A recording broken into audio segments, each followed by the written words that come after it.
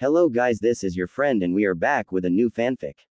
Which is what if Naruto got harem with Kushina, Femme Kyuubi, Naomi Uzumaki, and Mikoto Uchiha Part 1 Naruto X harem. And if you enjoy this fanfic then please give me hype instead of comment and subscribe to my channel for more fanfic like this. And now let's start the fanfic. Far to the west in the shinobi world lies the land of wind. It's a harsh land defined by hot temperatures and vast deserts. Some of the people of Wind live in a city called Sunagakur where they have acclimated to the environment. Sunagakur is one of the 5 major hidden villages and is home to shinobi, who make up a good portion of their population. The village is ruled by a figure called the Kazekage who is elected by the daimyo and the village council. However, Suna currently has no Kazekage since the previous one was killed by Orochimaru. Disguised as the Kazekage, Orochimaru lead the village to betray their ally nation, Konoha. However, they were defeated and now find theirself having no cage and under scrutiny for betraying their allies. In the heart of Suna lies the Kazekage Tower, where the cage conducts his daily business as well as where council meetings are held. Currently a council meeting is being held to discuss the aftermath of the failed invasion and what should be done in light of it. On this council sits the village elders, clan heads, and one of the top Junin of the village. Baki was the top Junin and he was currently trying to ignore the arguing between the members of the council while reading Temari's report on what happened in Gaara's fight during the Konoha invasion. This is why I hate council meetings, he thought. He flipped through pages of the report while listening to people twice his age bicker like children. Arriving at the page that told of how Gaara was defeated, he was intrigued when it said that he was defeated by a single genin. Continuing to read, he was surprised to see that it wasn't the prodigy Sasuke Uchiha who defeated him but a clanless orphan by the name of Naruto Uzumaki. Reading faster, his interest rose as he saw that Gaara was defeated while transformed as the Ikibi by Uzumaki summoning the boss of the Toad clan, Gamabunta. I was unaware that Master Jiraiya has taken new apprentice, thought Baki. The last one he had was over 15 years ago and became the 4th Hokage, Minato Namikaze the Yellow Flash, he thought, rubbing his chin. He flipped the report to the last page and froze seeing the picture attached. Naruto had bright blonde hair and was wearing an orange jumpsuit while showing a wide grin to the camera. He had an odd feature of whisker marks on his face, but that wasn't what gave Baki pause. There's no way, he couldn't be, he thought deep in contemplation. When he arrived at Naruto's information, which included his date of birth, he was convinced of his theory. Baki was trying to make sense of this information when a shout brought him out of his stupor. Looking around, he saw one of the council members standing up, clearly angry, and saying, "Temari is one of our most promising shinobi. We can't just give her away to Konoha and make ourselves even weaker. What do you propose we do to prove our sincerity to Konoha then?" Another member asked. "By giving one of our most valuable shinobi to them, we show how much we want to make amends while also gaining the alliance of the Uchiha clan through this union." "But will they accept such a deal?" Lady Chiyo, a village elder, asked. "We also have to wonder if we even want to be associated with the Uchiha, seeing as how the last one is reported to be arrogant and doesn't have very strong ties toward his village. He could even desert his own village and then this whole alliance through marriage would fail." On that note, the council once again devolved into discussion and arguments. "It looks like they're trying to unite our villages through an arranged marriage," thought Baki. "Not a bad idea, but it sounds like they're having a hard time choosing who to use." The gears started to turn in Baki's head and he was struck by an idea. "It's a risk and it has a chance to backfire, but this has a big potential payoff for both of our villages," he thought. Clearing his throat, he got the attention of the table to present his idea. "I might have a solution to the problem that we have," Baki said. Seeing that he had the attention of everyone, he continued, "Marrying Temari into Konoha is a good idea, but I don't think we should use the Uchiha. Instead, we should use another shinobi by the name of Naruto Uzumaki." Seeing their confused looks, he started to pass around the file containing Naruto's information. After a few people read it, they started to talk and one member said, "Why should we marry Temari to a clanless orphan who seemingly has no talent?" Baki then replied, "While his file says he is nothing special, I have reason to believe Konoha might be hiding his true potential." Seeing their interested looks, he continued, "In the first match of the Chunin exams, Naruto beat out a fan favorite in Neji Hyuga who is said to be an unrivaled prodigy in the Hyuga clan." With the council members raising their eyebrows, Baki then said, "Temari has listed in her report that after the invasion started, Uzumaki was the one who single-handedly defeated Gaara." The council members gasped in shock and Baki continued, In the report, Temari said that she saw Naruto make over 1,000 shadow clones to fight Gaara with. One of the elders stood up and exclaimed, "Preposterous, no one has that amount of chakra." Baki raised a hand and countered, "I believe it. His file has shadow clones listed as one of his jutsu, and I personally saw him use several in his battle against the Hyuga. Also, Uzumaki is his last name, and they were famously known for having a ridiculous amount of chakra." Lady Chiyo spoke out, "While it is true the Uzumakis had a lot of chakra, the clan is basically extinct, so he could still be viewed as clanless, and a union between him and Temari does not seem very enticing." Baki argued, "Yes, but he did more than just show shadow clones. Gaara ended up using the feigning sleep jutsu and transformed into the Ikibi. Following this, Naruto used a summoning jutsu and managed to summon the boss toad Gamabunta." There was silence for a while, and then an elder said, "That means the Uzumaki has signed the toad summoning contract, which is currently with the toad sage Jiraiya of the Sannin." Baki confirmed, "The latest report I have states that Jiraiya has taken Naruto out of Konoha on a mission, so it seems that Naruto is his new apprentice. This leads me to ask the council, who was Jiraiya's last apprentice?" No one seemed to know until Lady Chiyo said, "The fourth Hokage, Minato Namikaze." Everyone looked wide-eyed and Baki nodded his head. Yes, Jiraiya appears to be training a second yellow flash, and seeing as how Naruto summoned the boss toad at his age, he is just as talented. Now, keeping in mind that Namikaze was Jiraiya's last apprentice, take a look at the picture of Naruto Uzumaki from this report. Baki handed the report to Lady Chiyo, who went pale as soon as she saw the picture. Passing it to the next council member, that exclaimed, "He looks just like the yellow flash." The room broke out into shouts, each member trying to look at the picture and getting shocked when they saw it. Once everyone calmed down, Baki took the report back and spoke, "I believe that Naruto Uzumaki is the son of Minato Namikaze and the sole heir of both the Namikaze and Uzumaki clans. Therefore, I propose that we choose Naruto to be the husband for Temari to secure our alliance with Konoha." Everyone thought for a moment until a council member asked, "I think this is a good idea, but will they accept the arrangement? If they're hiding his true identity, would they even want to marry him to someone from another village that might split his loyalties?" Baki nodded and replied, "I'm not completely sure, but I believe they might take the deal. For one, we are offering our best kunoichi in Temari, who is also the daughter of a kage. Also, this will benefit them, as any offspring made from the children of two kages are almost guaranteed to be exceptional. Finally, it is in Konoha's best interest to have an alliance with us, as if Suna falls, then Konoha could be surrounded on two sides by Iwa." The council started looking around and nodding to each other in approval. Then Lady Chiyo spoke up and asked, "Okay, this sounds like a good plan, but what should we ask for in return, since it feels like Konoha is gaining all the power from this? Are we also sure that the points against the Uchiha don't apply to Uzumaki as well?" Council members started to murmur to each other until Baki answered, "We can add a clause to the marriage proposal saying that one of their children must be married back into Suna, and we would be able to start another clan that way. We also need to be wary of adding too many stipulations in our favor, since we lost the invasion and are paying reparations. We don't want to give Konoha a reason to reject our proposal and retaliate against us." Baki waited until everyone was finished discussing and then continued, "Regarding the Uchiha, it was stated that he does not have great ties with his village. Naruto Uzumaki is the opposite of him. He fought against the Ikibi by himself to protect his village and the people in it. After the invasion, Gaara has appeared to have calmed down considerably and does not have near the amount of bloodlust he did before. I asked Temari and Kankuro about this, and they said that when Uzumaki beat him, he said that he fights for his precious people instead of himself." Baki continued, "This changed Gaara's way of thinking, and he seems to want to protect his people instead." Everyone in the chamber was surprised that Gaara changed his ways and that Naruto was the one responsible for it.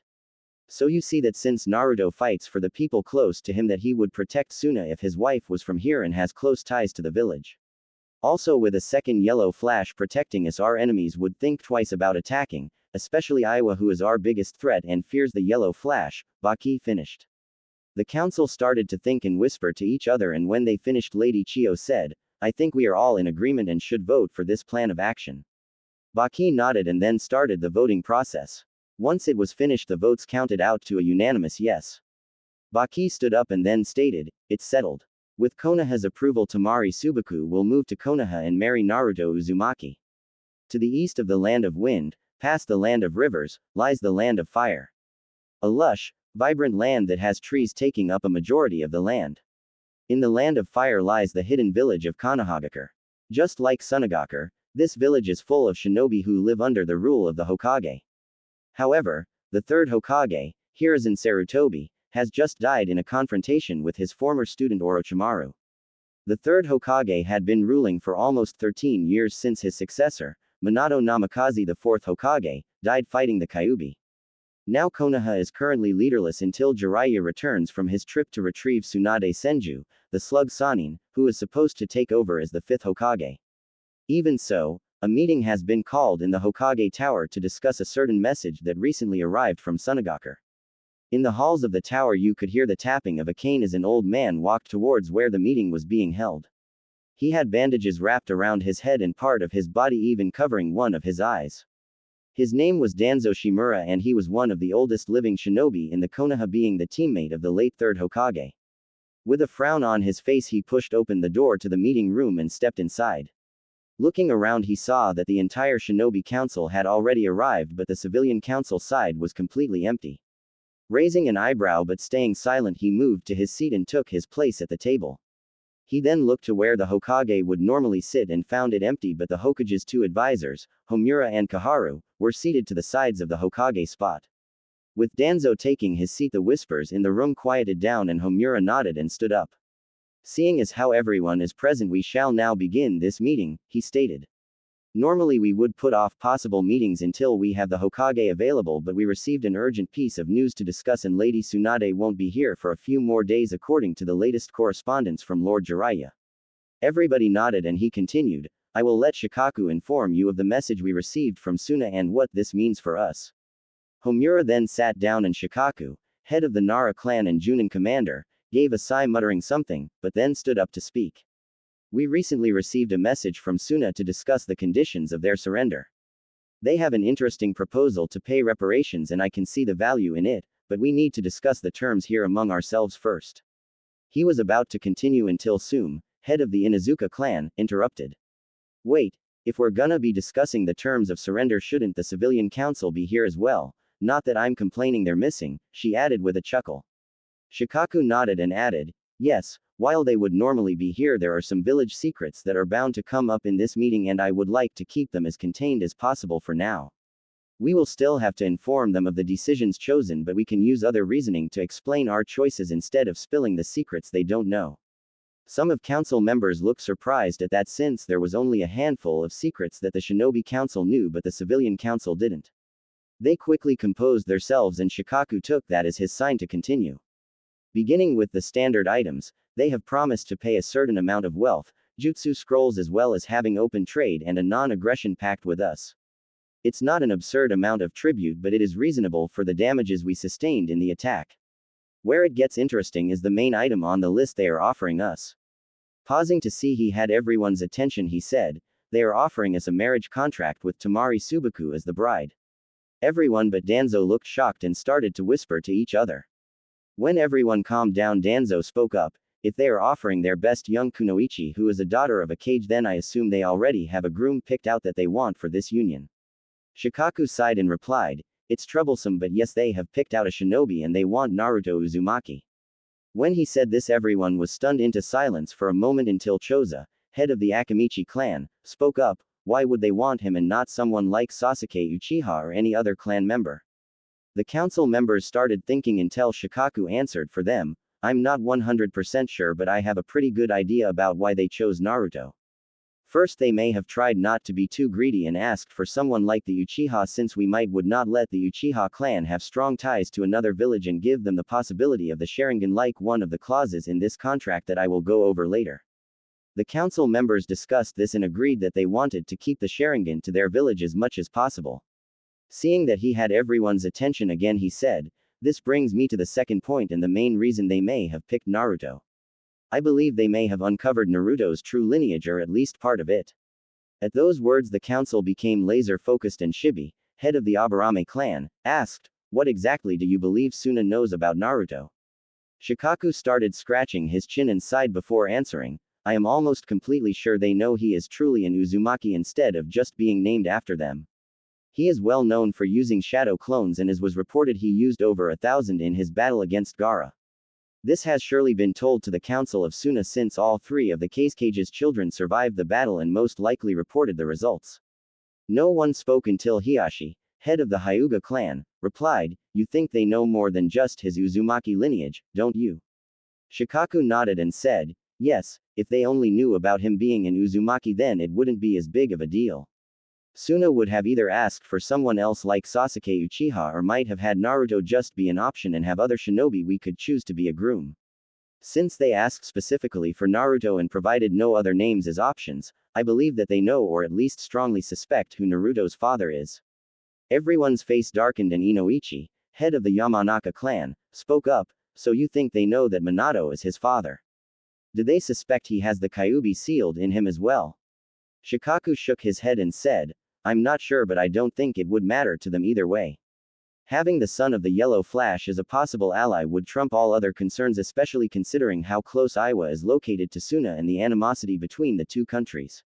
Shibi then asked, "So assuming that the reason they want Uzumaki for the marriage is because of his lineage, what clauses have they put in the contract for their benefit? They would want to get something else out of this union or else they wouldn't take such a big gamble on an unconfirmed hunch." Shikaku answered his question, "The only major clause is that they want one of the children from this union to be married back into Suna. I'm sure they would want the child so they can use them to start a clan of their own. Even if they think they could be wrong about Naruto's father then Suna would still gain a strong bloodline in the form of the child of an Uzumaki and their own Kage's daughter." Seeing that everyone understood the contract and reasoning he asked, "So now that we know what Suna is asking for and offering us, we must discuss what to do with these terms and whether we accept them." While the discussion was ongoing, Danzo had thoughts going through his head of how he could take advantage of the situation. "I failed to get the Kyuubi Jinchuriki for myself to train as a weapon because of Hiruzen's interference. However, this presents a new opportunity to obtain the offspring of 2 Kage for Konoha's benefit not to mention the other boons we gain for having such a strong kunoichi in our ranks. I just have to find a way to keep the Jinchuriki loyal to our village instead of having too many priorities to Suna." Pondering this, Danzo began to craft an idea of how he could keep most of the power for Konoha. Taking control of the conversation Danzo spoke up, "We should accept." Seeing that the council stopped talking and listening he continued, "Temari is arguably Suna's most promising shinobi. She is reported to have the strongest wind affinity Suna has seen in many years and has shown to be a very dedicated kunoichi. Then there is also the fact that she is the daughter of the last Kage, which makes her practically royalty, and could also have the potential to pass on the magnet release bloodline." Everybody started nodding their heads agreeing with his points and Danzo said, "As for the issue of relinquishing a powerful child from the union to Suna, it is a negligible point. For starters, they lose a powerful asset in Temari which hurts them in both strength and politics. It will also take many years before the child can be sent to Suna and become part of their shinobi force, not to mention the amount of time it will take for a clan to be built up." Looking around to make sure everyone is following he continued, "Meanwhile we only gain from this deal. To start we get a powerful kunoichi right away who would make a good addition to our forces. We also get the prestige of having the princess of Suna in our village as well as the revivals of both the Namikaze clan and Uzumaki clan. Finally, we can have the clans built up much faster than Suna since our clans would have a generational head start and have the possibility of more than one child to grow them with." With these points made, the table fell into discussion again with several members agreeing with what was said. Finally, Choza asked, "I see the appeal but it could also take several years to have any meaningful payoff. Do we still think it's worth it if this takes several generations for us to see results?" Danzo tapped his cane and replied, "I do believe the results are also worth waiting for. We could also have the process speed up by adding a clause that states Temari must be with child by a certain age. Since she is older than Uzumaki, maybe by the time he is 18 she would be required to be pregnant. This would mean that it would only be about 5 years before they could start rebuilding the clan. With the possibility of multiple children the effect could increase greatly before too many generations." Before the room could once again fall into discussion and whispers, Shikaku interrupted saying, "I noticed you said clan instead of clans. I assume that you didn't just misspeak and you have a reason for it." Danzo remained stoic and nodded saying, "Yes, it is true that it would take a while to rebuild a clan, not to mention two like we are suggesting for Naruto Uzumaki. That is why I have a proposal which could alleviate this problem. The solution is to have Naruto Uzumaki take a second wife, one from our own village. This would let him build both clans at once, while having a wife from Konoha would strengthen his ties here so he is not as prone to have more allegiances to Suna. Silence permeated the table until Sum growled out, I don't like it. Isn't there a way to revive both clans without Naruto needing to take a second bride? Also, how are we supposed to explain to people that he needs to take a second bride without exposing people to the truth of Naruto's lineage too early? Ignoring her temper, Danzo answered, he could revive both clans with one wife, but it would take considerably longer and have a much weaker potential. It also places a much larger strain on Temari to have enough children to populate both clans and have an offspring to marry back into Suna.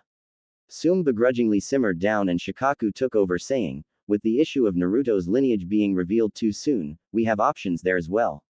We don't have to reveal the betrothal contracts to the public until later, so we could put off the knowledge of Naruto's parents until he is strong enough to protect himself. Master Jiraiya has told me that he wishes to take Naruto on a journey for a few years after Tsunade is settled in a little while as Hokage. This would give Naruto several years training under a Sannin and he should become strong enough to protect himself and his family when we announce his lineage and betrothal contracts around his 16th birthday. Tapping his fingers on the desk, Inoichi spoke up, if we're delaying revealing the marriages, should we even bother with choosing a second bride right now? Shikaku shook his head and said, no, we should go ahead and choose now. Not only will we need to inform Suna of our choices for this alliance to work, we also need to know because Temari will be moving here upon completion of the deal and we don't need her to have a head start on securing Naruto's allegiance over our choice of bride. This will also give Naruto and his brides time to get to know each other and hopefully make the marriage process run smoother when it becomes time. Adjusting his glasses, Homura asked, so we are informing Naruto and his other bride of the situation. Would this be in our best interests?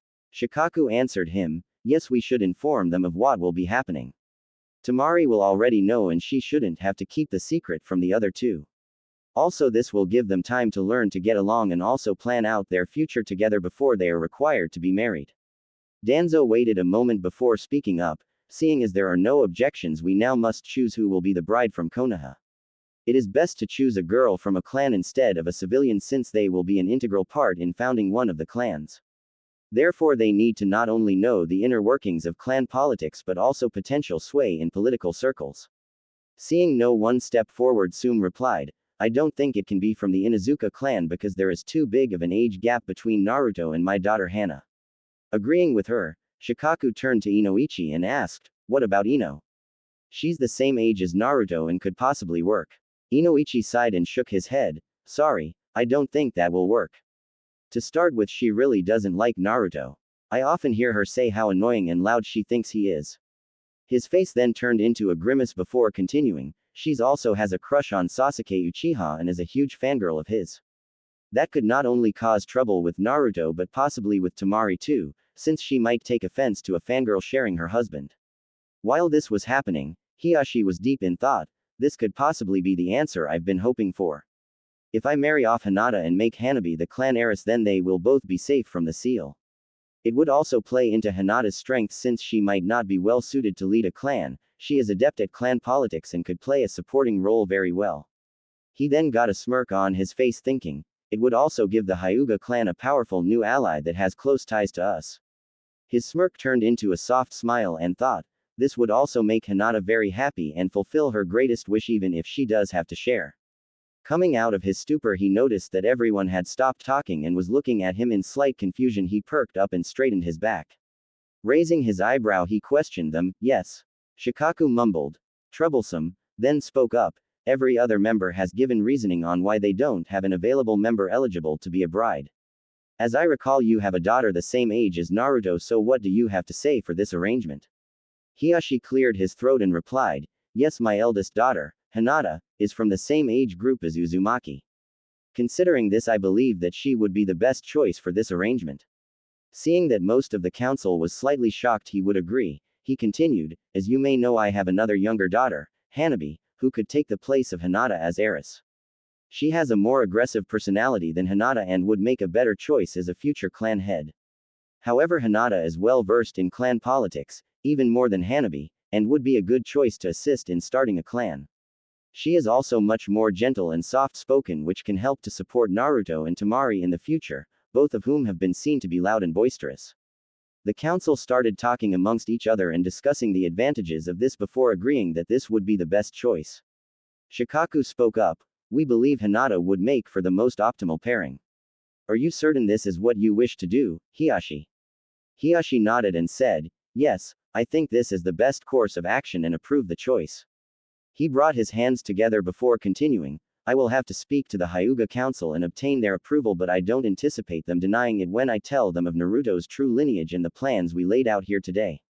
With Hiyashi's words, the table fell silent once again. Seeing that no one else had anything to bring up, Kaharu stood up and spoke, if that is everything, then we will write up the contract and prepare to send it to Suna as soon as Hiashi gets approval from the Hyugas and Lady Tsunade arrives to be informed of our decision.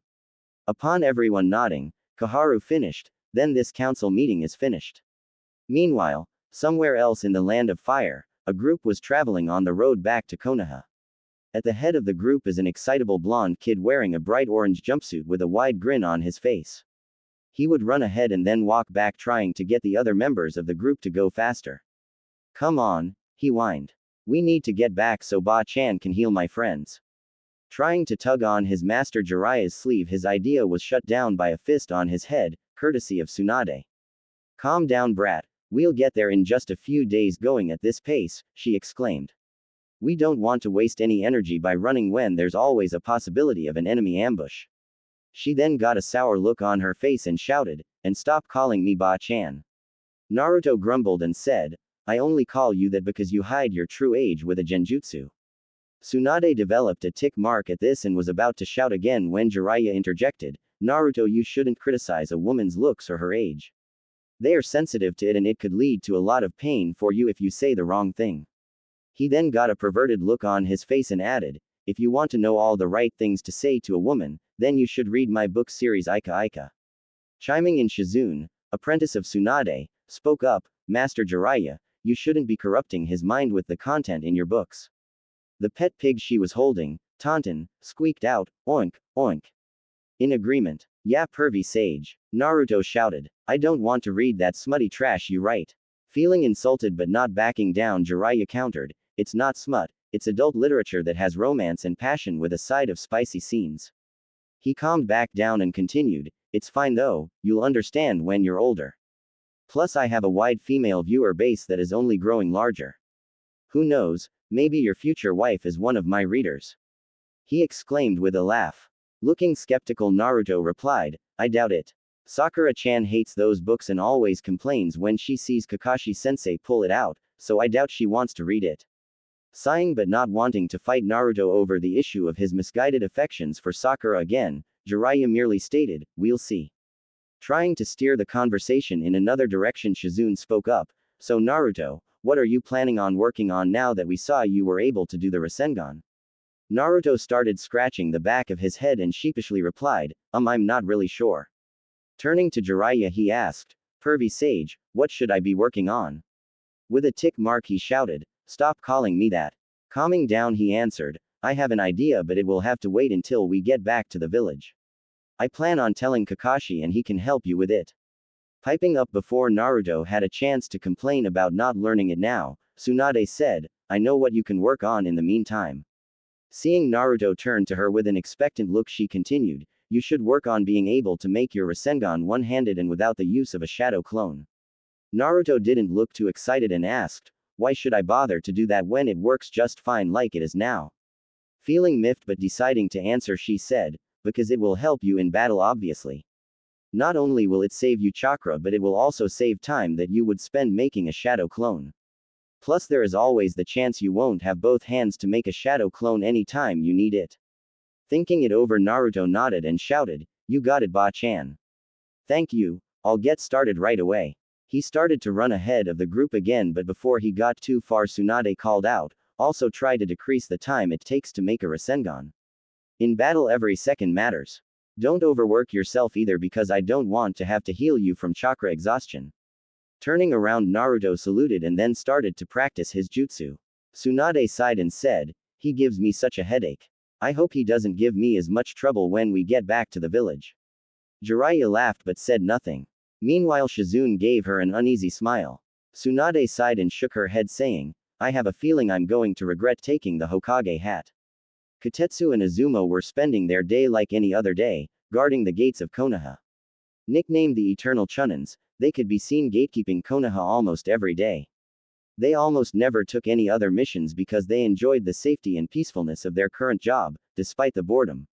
Normally they didn't have much to do besides check people in and out of the village, but today they would get an interesting group arriving in the village. Trying to stay awake, Kotetsu was looking around for anything of note. Peering past the entrance of the village, he saw a group of travelers heading towards them. Shaking awake Izumo, who had fallen asleep a while ago, he straightened up and tried to see if he could make out who was in the group. It wasn't until they got a little closer and he could make out some bright orange that he broke out into a little smile. With the village gates in sight, the orange figure started running until it arrived in front of the check-in desk. Grinning and waving his hands, Naruto greeted, Hey guys, I'm back. Did you miss me? Chuckling, Kotetsu answered, Well, it's certainly been quieter without you here. Looking at his paperwork he asked, So you and Master Jiraiya are back from your mission? By this time, Jiraiya had caught up with Naruto and confirmed, Yes, me and the kid are back from a successful mission retrieving Princess Tsunade and her apprentice Shizune. With this Kotetsu and Izumo noticed the two people in the back of the group. Shocked Izumo stuttered out, Lady Tsunade. It's been over a decade since you've been in the village. Grimacing, Tsunade nodded and replied, Yes, I'm back against my better judgment and here to stay for the foreseeable future. Kotetsu took out papers and said, Well, just sign these papers so we can get you checked into the village. Jiraiya and Tsunade started to sign them in while Naruto stood bouncing in place waiting for them to finish. As soon as they finished, Naruto started tugging on Tsunade's sleeve saying, Come on Ba-chan. We have to go to the hospital now so you can heal my friends. Tsunade bonked him on the head and exclaimed, Stop rushing me, brat. We can walk over there at a pace normal people do. Naruto nodded rapidly and turned to Jiraiya looking expectant. Jiraiya noticed and told him, Go ahead kid, I'll catch up later. Turning around and running off he shouted, I have some research to catch up on. Naruto scowled and mumbled under his breath, Yeah right, you just want to peek on women. Turning around he called out to Tsunade and Shizune, Follow me, I'll take you to the hospital. He then started to run off in another direction. Shaking their heads, they started to follow after him telling him to slow down. Jiraiya slipped in through the window of the Hokage tower into the Hokage's office. Contrary to what Naruto and the others thought of him, he actually did have work to do. Walking to the pictures of the previous Hokages he stopped at the third Hokage's picture. Looking downcast he spoke, It's hard to believe you're really gone old man.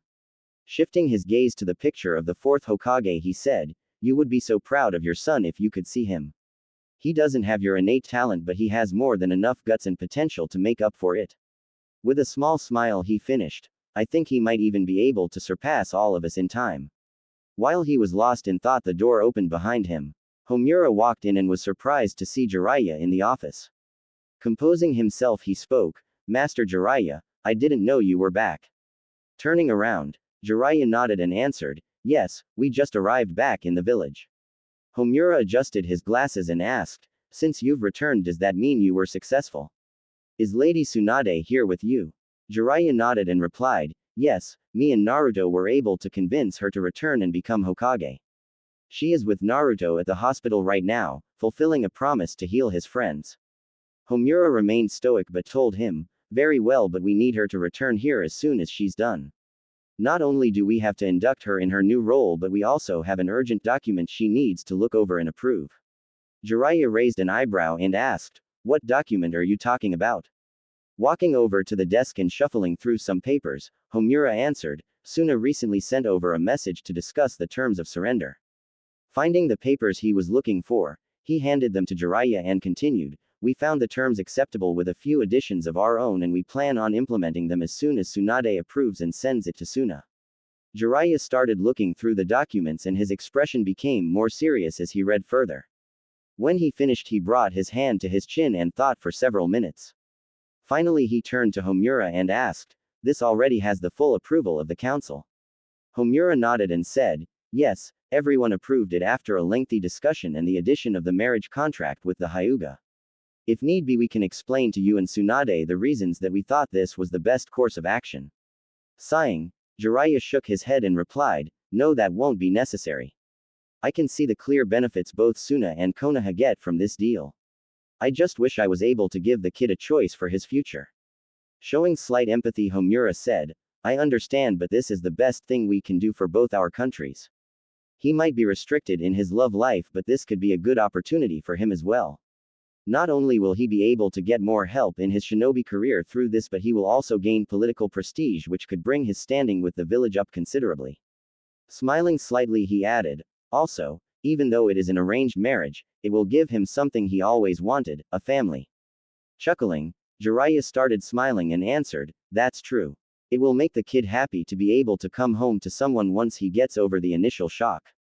Having such a prestigious union will also help him in his goal to become Hokage. His grin then grew perverted before speaking, not to mention having two beautiful girls for himself, princesses no less. It makes me jealous of his luck. Pinching the bride of his nose, Homura sighed out, I had almost forgotten how perverted your character was. I'm surprised you didn't skip coming here to peep on the bathhouses instead. If it was possible, Jiraiya's grin grew wider before he replied, who's to say I didn't do both?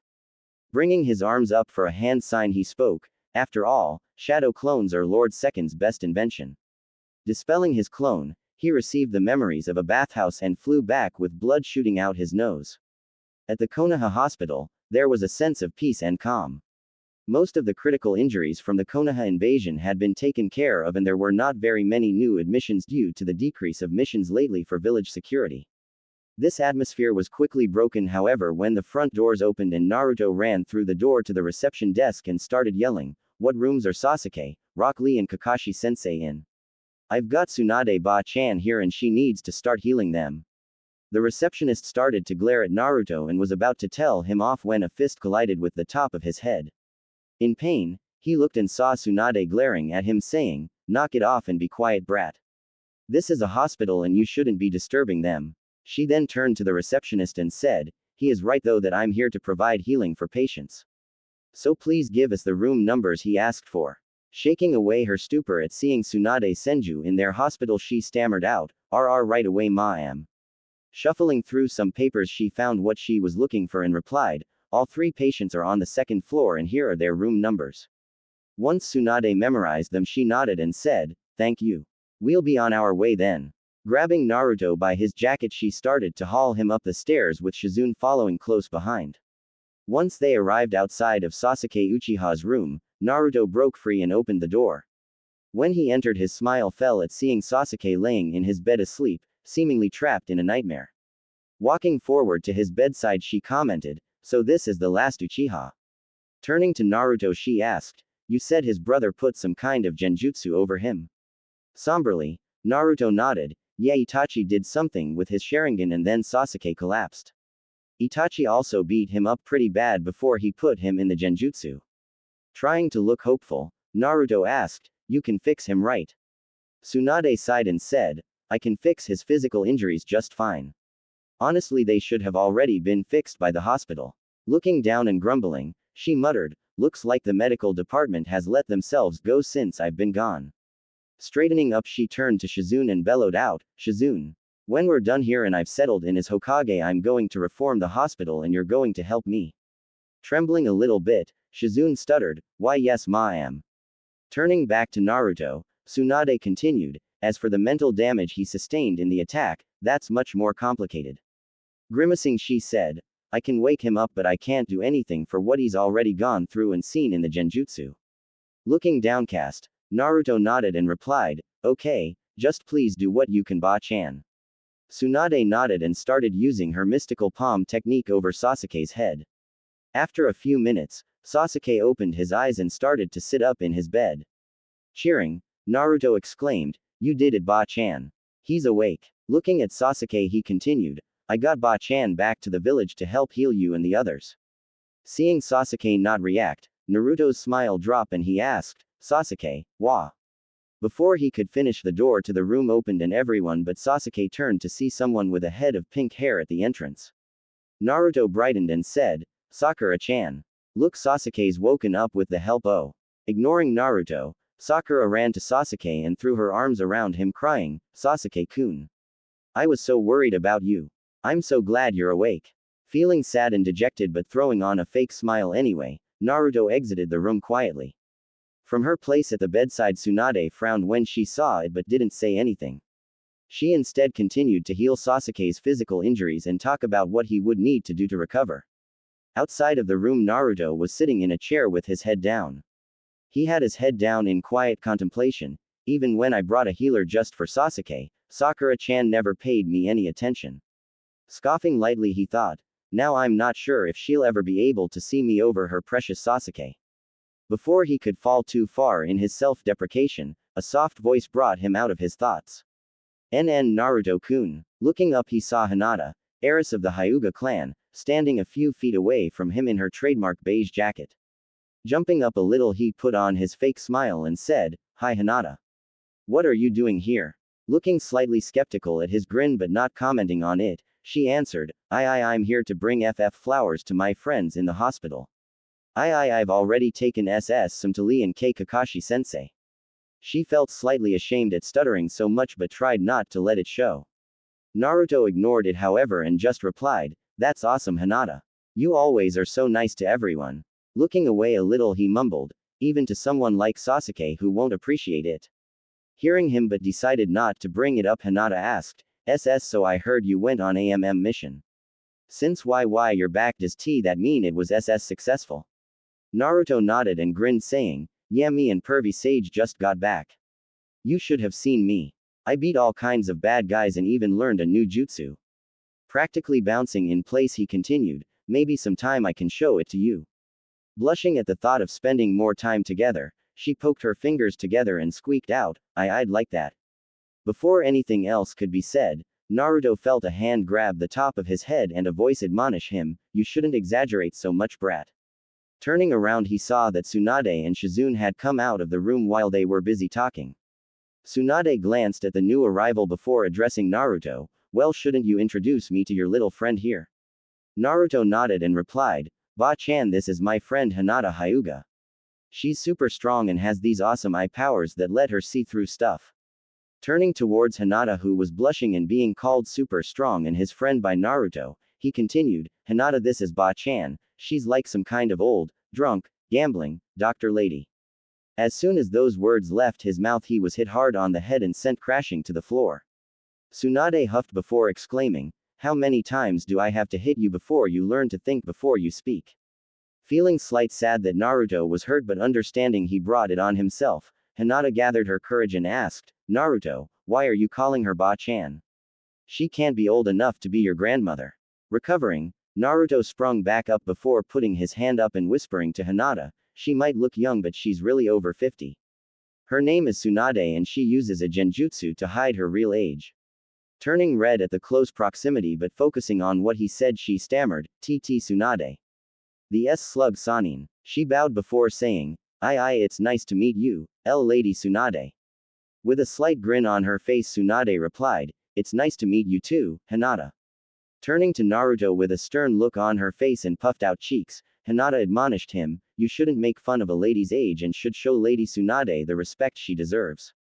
Shocked that she spoke back to him like that and didn't even stutter, Naruto answered, "Oh, okay, I'll apologize." Bowing to Tsunade, he said, "I'm sorry for my careless words, Lady Tsunade." Seeing Naruto apologize to her like that made Tsunade's mouth gape slightly. She recovered and then chuckled before saying, "I like this girl. If she can make you behave like this, then I can see her potential." Just now realizing what she had done, Hinata buried her face into her jacket with an eep, trying not to faint. Cute. Tsunade thought. Glancing back at Shizune to see that she was having similar thoughts, she speculated, "The brat not might have the affections of the girl he wants, but I can see a keeper right here." Trying to finish her duties, Tsunade cleared her throat and said, "As much as I'd like to continue chatting, we have other patients to see, don't we, Naruto?" Nodding his head rapidly, he exclaimed, "Yeah, let's go see Kakashi-sensei now so you can heal him too." Bounding ahead, he stopped to turn around and yelled out, "See you later, Hinata," before continuing on. Raising her hand slightly, Hinata squeaked out, "BB by Naruto-kun." Arriving at Kakashi's room, Naruto pushed open the door and entered with Tsunade and Shizune in tow. Seeing Kakashi on the bed, Naruto was brought back to memories of Wave and when Kakashi fainted from chakra exhaustion. Shaking off the feeling of deja vu, he gestured to Kakashi and told Tsunade, "Here we are. Please fix my sensei Lady Ba-chan," he finished with a grin. Tsunade shook her head and said, "I don't know if I should be happy for the slight improvement or not." She then put on a thinking expression, "Then again, I could always get that girl to straighten you out again." Chuckling at his betrayed expression, she went to Kakashi's bedside to perform the mystic palm technique again. A few minutes passed in silence with Shizune patting Naruto's back to comfort him until Kakashi groaned. Kakashi opened his eye and looked around the room. When he did, he saw a lady with a lot of cleavage hanging over him and, further back, his student Naruto with another woman holding a pig. Blinking, he mumbled out, "I must still be out of it. Although this is one of the weirdest genjutsus I've been in."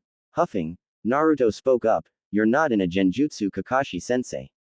Me and Pervy Sage went and got Lady Ba-chan here to wake up you and Sasuke."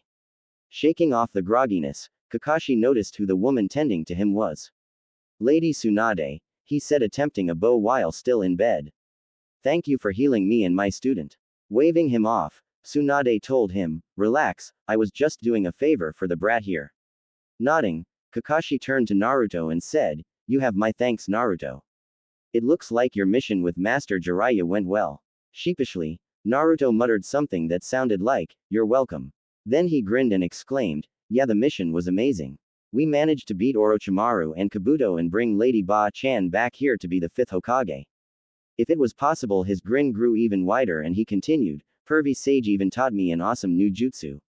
Head spinning at the revelations but seeing Tsunade nod her head, Kakashi settled for an eye smile and asked, "Oh, and what was this awesome new jutsu you learned?" Pumping his fist into the air, he exclaimed, "It's a super cool ranked jutsu called the Rasengan." Kakashi's mouth gaped open and he thought, "The Rasengan? Naruto learned the 4th Hokage's original jutsu. And learned it only a month, seeing as how that was when he left for his mission." Grin widening at seeing Naruto go on about how cool the Rasengan is and how he struck Kabuto with it, he thought, "Naruto, you really are your parents' son." I smiling and interrupting Naruto in the middle of his speech, Kakashi asked, "So can I see you make the Rasengan?" Naruto looked over at Tsunade, who nodded and said, "It's fine, just don't hit anything with it and dissipate it when you're done." Scratching the back of his head, Naruto said, "Okay, I'll show you, Kakashi-sensei, but I made a shortcut to performing the jutsu." Making a shadow clone, Naruto then held his hand out and the shadow clone started to compress and rotate chakra. After a second, a Rasengan was formed in the original Naruto's hand. Looking to Kakashi, Naruto smiled and then held the Rasengan out to show him. Nodding, Kakashi smiled and told him, "Good job, Naruto. I'm proud of you." Blushing, Naruto said a quiet, "Thank you," and released the shadow clone and Rasengan. Kakashi motioned for Naruto to take a seat, and when he did, Kakashi asked, "So you use a shadow clone to assist you for the jutsu?" The clone looks like it is rotating your chakra with both hands while both you and the clone are compressing the chakra at the same time. It's a very out-of-the-box solution, but just what I'd expect from you. Naruto nodded excitedly and replied, "Wow, Kakashi-sensei, you got all that from just one look." Calming down, he continued, "I've been trying to do it one-handed like Pervy Sage and Lady Ba-chan told me, but I can't seem to get it. I did manage to bring the time that it takes to form down to about a second though." Thinking for a moment, Kakashi told him, "I see. Well, I might be able to help you with some advice. First, you shouldn't try to go straight into forming it one-handed right away. Focus on getting the rotation done by yourself first so that your shadow clone only has to use one hand to help you with the compression." Pausing to see that Naruto understood, he continued, "After that you can focus on doing the compression by yourself and you shouldn't have to use a shadow clone. If you still need to, you can practice doing it faster when you finish, but after having completed all these steps you should be much quicker at molding the chakra anyway." Naruto nodded and exclaimed, "Thank you, Kakashi-sensei, this helps a lot." Tilting his head in confusion, he asked, "How do you know so much about the Rasengan?" Kakashi smiled and said, "Because I know how to use it, of course." Seeing Naruto's stunned look, he elaborated, "Minato-sensei taught it to me." Blinking in confusion, Naruto asked, "Who is Minato?" Hearing a slap, he looked back to see Tsunade had face palmed and Shizune had a deadpan expression on. Meanwhile, Kakashi just chuckled and answered, he was my sensei, Minato Namikaze, the fourth Hokage. Naruto jumped out of his chair and yelled, "What? The fourth was your sensei?" Before he could speak anymore, Tsunade sent him crashing to the ground with a fist to the head. Admonishing him, she said, "Be quiet, brat. This is still a hospital." Getting up and dusting himself off, Naruto muttered a quick apology. Kakashi just sat with a smile and said, "I never told you about him being my sensei." Shaking his head, Naruto answered, "No, I would remember something like that." With an aloof look on his face, Kakashi replied, "Must have slipped my mind." Seeing their deadpan looks, he tried to divert the conversation. "Anyway, this means I can help you with the Rasengan. Also, after I get out of here, I have some other training ideas that you might like." Grateful, Naruto smiled and said, "Thank you, Kakashi-sensei. I really appreciate it." Interrupting, Tsunade spoke up, "All right, brat, it's time to go. We still have one more stop to make." Naruto nodded and said, "That's right, we still have to go see Bushy Brows." Turning to the door, he told Kakashi, "Okay, Kakashi-sensei, I'll see you later for that special training." With an eye smile, Kakashi answered, "See you later, Naruto." Walking down the hospital hall, Naruto was about to open the door to Rock Lee's room before Tsunade stopped him. When she caught up to him, she spoke to him in a stern voice, "Naruto, it's rude to keep barging into everyone's room like you have. You're supposed to knock beforehand." Naruto had a look of understanding before saying, "Oh yeah, right." He then proceeded to knock on the door before slinging it open and yelling, "Hey, Bushy Brows." Tsunade deadpanned before muttering, "I guess I should have mentioned he has to wait for them to invite him in as well." Straightening up, she went inside the room where Naruto was talking wildly to Lee, who was laying on the bed listening intently. Naruto then gestured to Tsunade before saying, "This is Lady Ba-chan. She's the amazing healer me and Pervy Sage went to get to heal you and the others." Lee looked over to Tsunade and greeted her warmly, "Greetings, Lady Ba-chan. I thank you for coming to have a look at me and get me back into fighting health." Straining to keep a straight face, Tsunade greeted him back, "Hello, Rock Lee, but my name is actually Tsunade Senju." Seeing that he understood, she continued, "Anyway, due to the extensive injuries you've received, I can't actually heal you right now. Rather, I'm going to perform a diagnostic jutsu to survey the damage done and what we need to do moving forward." Lee nodded, and then Tsunade turned to Naruto saying, "This is going to take a while, so you can go ahead and take the rest of the day off." Naruto grinned and replied, "All right, Lady Ba-chan, you got it. I haven't had Ichiraku ramen in a month, so I'm going there straight away." Starting to leave, he told Lee, "By Bushy Brows, you're in great hands. Let's have a spar when you get out." Nodding excitedly, Lee replied, "Yes, Naruto, I will have to fight you with the full power of my replenished youth when I recover." Waving, Naruto left and started rushing down the hall. Turning a corner, he stopped before he ran straight into a man wearing a green spandex suit. Recognizing him, he greeted, "Hi, Bushy Brows sensei." Going around him, Naruto started running off again, shouting back, "Sorry, can't talk, I have to eat the food of the gods." Giving Naruto a thumbs up with a wide grin showing shining teeth, Guy bellowed out, "Yosh Naruto. Keep embracing the flames of your youth." When Naruto disappeared around the corner, Guy continued on to Lee's room, wide grin still on his face. Tsunade was in the process of examining Lee when she heard a knock on the door. Inviting them in, she saw that it was Might Guy. "Ah, Lady Tsunade," he said. "I've heard you were back in the village." Looking at her examining Lee, he inquired, "So are you here to check on the condition of my most youthful student?" Not pausing her work, Tsunade nodded, "I'm getting a basic diagnostic done so I can know his condition in greater detail."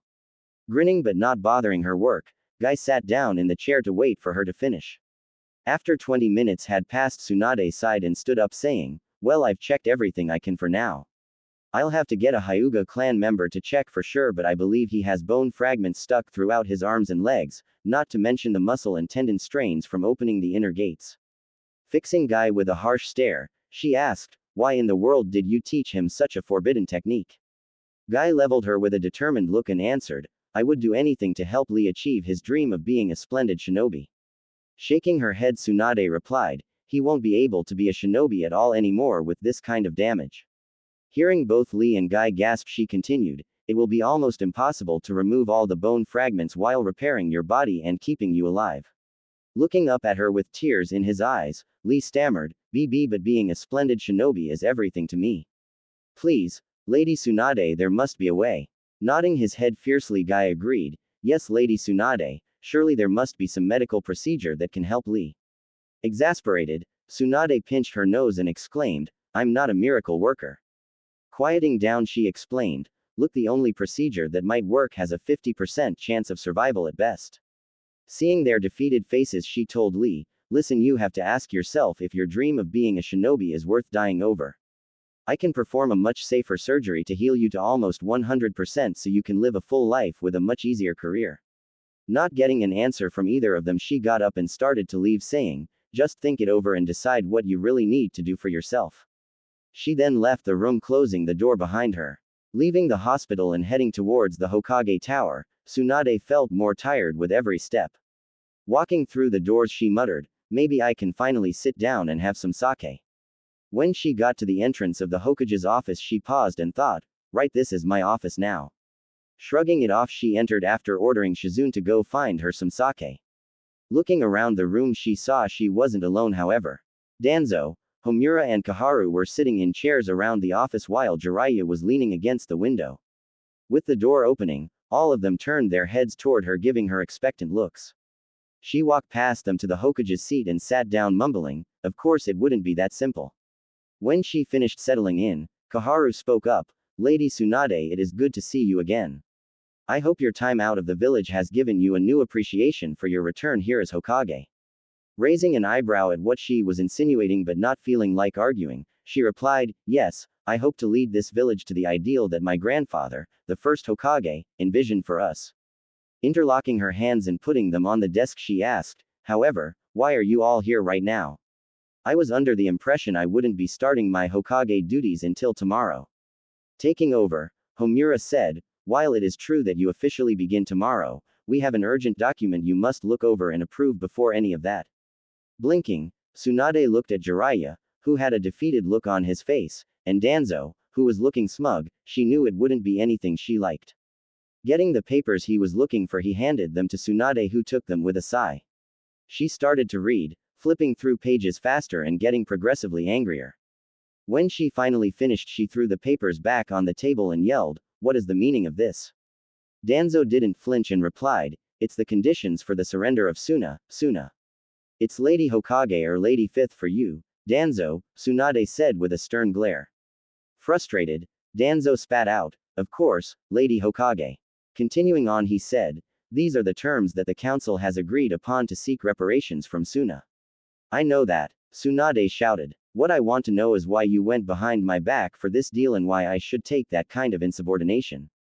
Danzo shook his head and answered, we didn't go behind your back, you aren't even in office yet.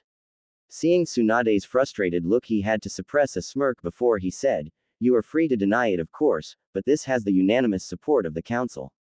Rejecting it would put you on the bad side of the council at the start of your reign, not to mention you would have to come up with another arrangement that would benefit the village more than this one. Tsunade turned to Jiraiya, hoping to get some help. She was disappointed when he shook his head. I've already tried to think of another way out, and this is the best option we've got. Offering her an apologetic look, he saw her slowly nod her head. She asked him, so there's nothing we can do?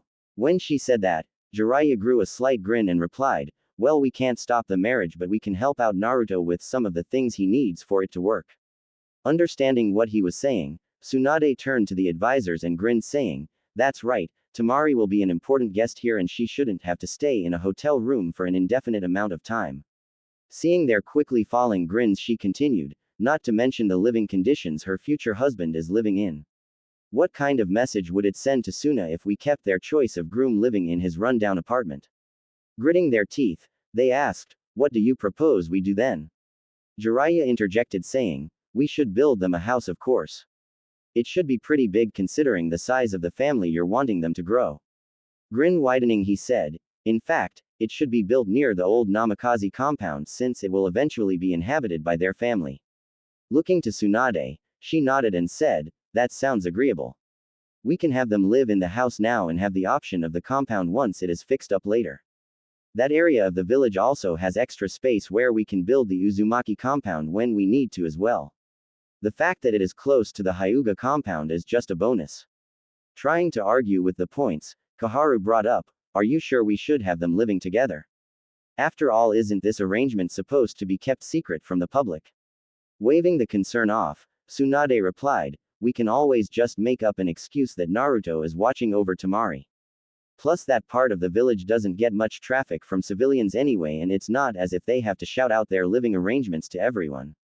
Reluctant to give in due to how much money it would cost, but knowing they were defeated, Homura sighed and said, very well, we will start arranging it right away. Nodding, Tsunade signed the papers and gave them to the advisors to send to Suna.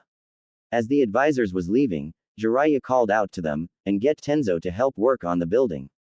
We need to have it finished as soon as possible. With a slight nod, they left the room. Satisfied that everything went the way he wanted, Danzo stood up to leave and said, good day, Lady Hokage. Gritting her teeth, Tsunade spoke, goodbye, Danzo. As soon as he left, Tsunade slumped back into her chair. After a moment she spoke, I'm not even Hokage yet and I've already failed him. Jiraiya shook his head and argued, you didn't fail him, Haim. Seeing her disbelieving look, he continued, you were put in a position with no possible way to win. All you could really do was find any advantage you could. Sighing, she put her head in her hands and said, I know that. I just wanted Naruto to be able to live a normal life. Not have to get stuck in an arranged marriage and be used for political plots. I understand what you mean, but Naruto was never going to have a normal life, Jiraiya countered. Seeing her glare, he held his hands up and explained, he gave that up as soon as Minato sealed the kyuubi inside him. Not to mention he would always be used to restore both the Namikaze and Uzumaki clans. When she appeared to slump even more, he reminded her, even if it can't be normal, it can still be a happy life. We can find whatever advantage we need to help him fulfill his dreams. Plus, one of his dreams is already coming true in having someone to come home to. Seeing Tsunade perk up some, he continued, even if it might not be ideal now, he could always come to love both those girls and have their love in return. At this, Tsunade's face broke into a small smile, remembering the Hyuga girl she met earlier at the hospital and her reactions to Naruto. This might work out better than I thought, Tsunade thought. With Tsunade's mood lifted, Jiraiya tried to divert her attention. Not to mention the obvious benefits of marrying two beautiful girls. Why, just imagine all the possibilities. Ignoring the rising temper of Tsunade, he kept speaking, do you think they would let me observe them for my research? Just think of all the ideas I could get from watching their kinky threewa. He never finished his sentence because Tsunade had hit him with a chakra-enhanced punch, launching him out the window and into the distance. Grumbling, Tsunade sat down and said, that pervert never learns. Rubbing her forehead, she sighed, not even in office yet and that brat is already giving me problems. Slamming her hands down on the table, she yelled out, and where is Shizune with my sake? Meanwhile, Shizune was walking back to the Hokage tower after finally finding the right kind of sake Tsunade liked when a shiver went down her back. Gulping, she entered the tower, having a bad feeling about meeting Tsunade. The sun had begun to rise over the wide desert in the land of wind. As the light began to grow brighter, people in Suna began to leave their houses and start their day. For most, it would be just another day. However, for a few, today would be the day everything changed. The Cage mansion was located just a short walk from the Cage tower. This mansion used to be home to a family of 4, but with the death of the Cage, now only his children lived there. In one of the bedrooms laid a 15-year-old girl with slightly long blonde hair. She was laying on her bed snoozing with a small smile on her face. That smile stopped when the sun began to hit her face and she opened her eyes with a groan. Taking a few minutes, she began to slowly get up. Walking over to her bathroom, she began her morning routine. After several minutes, she exited with her hair up in her normal 4 ponytail style. Afterwards, she left her room and began to walk downstairs to the kitchen. Knowing it was her turn to cook, she thought about what she wanted to eat. Pancakes sound pretty good, she thought. After that, she grimaced. Anything has to be better than whatever it was Kankuro made yesterday. I still don't know how he was able to both burn and undercook something at the same time. He wouldn't even say what it was supposed to be. After deciding on pancakes, she gathered all the ingredients and began to mix them. She then started cooking them and let her mind wander. Meanwhile, Kankuro had started to smell the pancakes from his bedroom and, getting hungry, started to head towards the kitchen. Upon entering and noticing Tamari, he threw his hands over his eyes and yelled, "Ga sis. I don't want to see that." Tamari was brought out of her thoughts and looked down at herself wearing a large black shirt and some purple simple panties. Getting angry, Tamari shouted back, "Oh, calm down, you big wuss. It's no big deal. Besides, it's not like you'll ever get to see a woman like this anyway." Feeling indignant, Kankuro argued, "Hey, that's not true. I'm plenty popular with the ladies." Smirking, Tamari countered, "Oh yeah, name one girl that likes you." Seeing him open his mouth, she interrupted, "And it can't be one of your puppets either." Frustrated, Kankuro was about to answer until he heard light footsteps coming near him. Freezing, he turned and saw Gaara enter into the kitchen. When Gaara entered, he looked to Tamari and Kankuro and gave a small smile. "Good morning, sister, brother," he said. Kankuro, still not used to Gaara smiling or being nice, stammered out, "GG, good morning, Gaara." Tamari, however, gave a much softer smile and replied, "Good morning, Gaara. Go ahead and take a seat, the pancakes are almost done." Nodding, Gaara took his seat while Kankuro quietly sat down in the opposite chair so Tamari would have to sit between them. After a minute, Tamari brought the pancakes and plates to the table and then took a seat herself. Drooling, Kankuro was about to grab a plateful of pancakes until Tamari slapped his hand saying, "Stop that. Let Gaara go first." Pouting, Kankuro let Gaara get his share. Afterwards he started to reach for them again until Tamari slapped his hand again and grabbed her own share without saying anything. Kankuro grumbled and grabbed the last of the pancakes, mumbling, "Why do I have to go last?" Tamari heard him and answered, "Because you tried to kill us with your slop of a breakfast yesterday. Plus you would probably take most of the pancakes and wouldn't leave any for me or Gaara." Not knowing when to quit, Kankuro replied, "Well, maybe I should take most of them. Looking at the stack you have, it won't be long until you get fat." As soon as the words left his mouth, he found himself on the floor, courtesy of a fist to the head from Tamari. Angrily she shouted, "Excuse me. I am extremely healthy from my shinobi lifestyle. I have the perfect figure any man would drool over." Kankuro laughed and said, "Oh yeah, then why don't you ever have any dates or boyfriends?" Tamari was about to smack him again when they both heard a soft snort. Looking over to Gaara, they saw he was looking away slightly with a small smile. Straightening up, they both gave a soft smile and began eating in peace. When they were almost done, Kankuro spoke, "Oh yeah, Tamari, your birthday is in about a week. What are you wanting to do?" Shrugging, Tamari replied, "I don't really care too much. I'm fine with just doing some training in the morning and having a meal together later." Before Kankuro could reply, Gaara spoke up, "Is there anything you would want, sister?" Shocked at hearing him ask, Tamari shook her head with some tears in her eyes. Then grabbing both of them into a hug, she answered with a wide grin, "No, I've got everything I need right here." Letting them go, she calmed down, and when they all finished eating, she stood up and told them to bring their dishes to the sink. While they were in the process of washing them, there was a knock at the door. Tamari turned to them and said, "Go answer the door, Kankuro. I'm going to go put some clothes on." With that, she left while Kankuro and Gaara went to answer the door. Opening the door, they saw it was Baki who knocked. "Baki-sensei, what brings you by?" Kankuro asked. "I have some things to discuss with you all," he answered. Looking around, he asked, "Is Tamari here?" Kankuro nodded and said, "Yes, she's upstairs getting ready. Come on in while you wait." Agreeing, Baki walked in and they went to the living room to take a seat and wait on Tamari. While they were waiting, Baki noticed how calm Gaara seemed and hoped this news would seem him back into his old habits. After a few minutes, Tamari walked down and, noticing him, greeted, "Baki-sensei. Good morning." He nodded and replied, "Good morning, Tamari." Taking her seat, she asked him, "What did you need to see us for today?" At this, Baki started wringing his hands trying to find the best way to tell them. "I'm not sure if I'm more scared of Tamari's or Gaara's reaction," he thought. Taking a breath, he started, "So you know how we surrendered to Konoha after failing the invasion and finding we were betrayed by Orochimaru?" Grimacing, all three of them nodded their heads. "So Suna and Konoha have been negotiating on a truce, and since we lost, we are having to pay the majority of the reparations," Baki said. Seeing they understood, he continued, "The council came to a decision of what we can do, and we just got back word this morning that Konoha approved the terms." Seeing that Baki was having a hard time trying to say what he needed, the three siblings had a sinking feeling they weren't going to like it. Sighing, Baki finally said, "The deal was a marriage contract, and you are the bride, Tamari."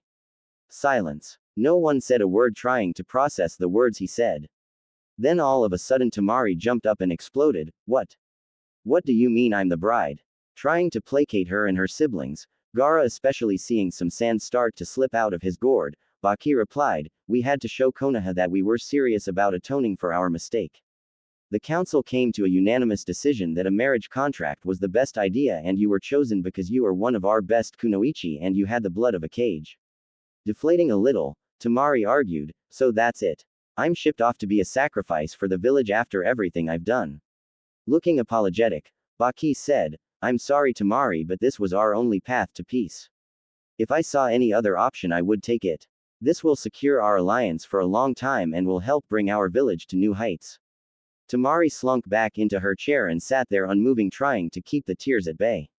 None of the others said anything, unable to find any words that would comfort her. After a couple of minutes she asked, do you at least know who my husband is to be? At this Baki reluctantly nodded and said, yes, it was already decided and he has the full approval of the council. When he said this Tamari started to think who it could be. They'll most likely give me to one of the clan heirs. I don't even want to think about it being someone way out of my age range. Thinking back on the Chunin exams, she drew up a mental list. Sasuke Uchiha is the most likely choice. I don't know much about him besides that he's the last of his clan and is a supposed prodigy. He doesn't look bad I suppose, but from what I saw he seemed extremely gloomy, and whatever that black chakra was gives me the creeps. Moving on to her next candidate, she thought, Neji Hyuga is a possibility as well. He's supposed to be the most talented Hyuga in ages. However, I did not like his fixation on fate and how cruelly he beat down his own cousin in the preliminaries. He got what was coming to him when that kid won against him in the finals. Plus, I'm not sure if he could be chosen considering he's a branch member for their clan. That Nara brat could be chosen, she thought with a grimace. I still haven't forgiven him for basically beating me and then just given up. Otherwise, he doesn't seem anything special besides his clearly brilliant strategic mind. He's super lazy though, and I definitely don't like people who just give up at the first sign of trouble. Finishing up, she thought, that was everyone who stood out to me. I suppose they could pick someone else like the heirs of the Akamichi, Inuzuka, or Aburame clans, but I know next to nothing about any of them. Hearing Baki clear his throat, she snapped out of her thoughts and gave him her full attention. Seeing that she was listening, he said, they have chosen Naruto Uzumaki, the last of known member of the Uzumaki clan. Silence once more reigned in the house. Baki saw all three of their faces morph into different expressions. Tamari looked confused and even a little scared. Kankuro seemed to be torn between disbelief and wanting to laugh. However, Gaara's expression scared him the most. He appeared calm and even had a small smile on his face. Tamari tried to sort through the thoughts in her mind. They chose Naruto. And it was unanimous. Why? He seemed like such a loudmouth and nothing special. Although he did manage to beat Neji, which was pretty impressive. Plus, how could I forget his fight with Gaara? Summoning the boss toad to fight him and win even when Gaara transformed into the Ikibi was insane. Remembering something else, he had some kind of special chakra at some points too, didn't he? I don't know what it was, but it was scary and somehow even darker than Gaara's. Also, didn't Baki say he was the last of his clan? I didn't even know there was an Uzumaki clan. Naruto just seems like a walking contradiction to me. Before she could get lost in her thoughts anymore, Kankuro bursted out laughing. Unable to hold it in anymore, he exclaimed, ha ha ha, they chose the shrimp for the groom. What were they thinking? Turning towards Tamari, he tried to contain his laughter. I really am sorry for you, Tamari, but you have to admit it is funny. We're giving away our strongest kunoichi to the wimpiest guy they have. Tamari started getting angry and was about to hit him when Gaara's voice shocked everyone. I approve, he said. Everyone turned to Gaara, stunned that he would say that. After a moment, Tamari asked, what do you mean you approve, Gaara? Exactly what I said, he answered. Naruto Uzumaki is the best choice for you. Tamari opened and closed her mouth a few times before stammering out, BB, but he beat you, Gaara. Aren't you mad about that? Inside her head she also thought, plus if he was strong enough to defeat Gaara, who knows what he might do to me. Shaking his head, he denied, no, it is precisely because he beat me that I approve. Through his actions I was able to see a better way to live and change to follow his example. Sensing Tamari's unsaid worries, he added, do not worry sister, he will not harm you. Rather, he will fight for you and protect you from harm with all his being because you will become precious to him. I know this because he not only told it to me with his words but also his actions. When we fought, he gave everything he had to save everyone in his village that was precious to him. Not only that, but he even gave his all to save me, his enemy. Shocked at his passionate defense of Naruto, Temari couldn't help but to throw her arms around Gaara and hug him. With tears gathering in the corners of her eyes, she cried out, Thank you, Gaara." Calming down, Temari let go of Gaara and wiped the tears from her eyes. Seeing her better, Baki sighed but spoke up, "I'm sorry Temari, but there's a little more you need to know." Turning to him, fearful of what he might say, she gave a nervous nod. Baki continued, "Even though they agreed to our proposition, Konoha added an extra clause to the contract. It states that even though you will be married to Naruto Uzumaki, he will be taking another wife from Konoha." Shocked and frustrated, she exclaimed, "What? Why are they doing this? Are they just trying to make me a trophy wife or something?" Shaking his head, Baki denied, "No, that is not why they are doing it. They are actually still allowing you to be a kunoichi, even if it's under their banner, so you're not just a trophy wife to them." At this, Temari let out a soft sigh of relief that she would be able to at least keep her pride as a shinobi. "As for the reasoning of a second wife, I have a few theories." Baki folded his hands before saying, "First, I'm sure they want someone to keep him tied to Konoha since he has no family there. After all, they wouldn't want all his closest family to have deep ties to Suna even if we are allies again." Feeling a slight pang at being reminded Naruto had no family, Temari nodded. Seeing she understood, Baki continued, "The other reason ties into what I said before about him being the last Uzumaki. I'm sure they want to use him to rebuild his clan and probably wish to use another wife to speed the process up. After all, having too many children would put a bigger strain on you." Slightly uneasy at remembering what her other duties would require, she gave a shaky nod. Before she could ask anything else, Kankuro interrupted, "But we've never even heard of the Uzumaki clan. Why are they such a big deal?" Baki nodded and said, "It somewhat makes sense why you wouldn't. They were almost completely wiped out years ago with their village of Uzushiogakure being destroyed. They were greatly feared for their massive chakra capacities and brilliant knowledge of Fuinjutsu that the nations of Iwa, Kiri, and Kumo all banded together to crush them." Seeing the shocked look on their faces, he continued, "They were truly formidable, and they had strong ties to Konoha. The first Hokage was married to an Uzumaki, and the spiral on the Konoha uniforms is actually an homage to Uzu. We were actually surprised to find that Naruto truly was an Uzumaki. We thought he might just have the name as a way to honor the lost clan. He doesn't have their trademarked red hair nor the Fuinjutsu ability they were known for." Letting all his words sink in and how special this union with Konoha could become, he finished, "There is also one or two more reasons Konoha might have chosen a second bride, but they are classified for now and you must have Konoha tell you their reasoning." Trying to control her breathing, Temari willed herself to calm down. When she finally did, she asked, "Do you know who they have chosen as the second bride?" Nodding, Baki said, "They chose the Hyuga clan heiress, Hinata Hyuga. She's the one who was beat badly by her own cousin," she thought, lowering her head. Although she at least seemed fairly capable and likely only lost because she fought a prodigy who was also 1 year her senior. It's a lot better than those pink and blonde fangirls that could barely manage to tie with each other. I don't know how I would live with either of them without ripping my hair out. I am surprised they chose to give up the heiress of the most prestigious clan in Konoha though." Raising her head, Temari reluctantly asked Baki, "Is that everything?" "Yes, that should be it," he answered. "There are some basic details to go over, such as what you will be allowed to do and your status in both villages, but that can be gone over in Konoha." Sighing, Temari nodded and asked, "When are we leaving?" "In 3 days, he replied.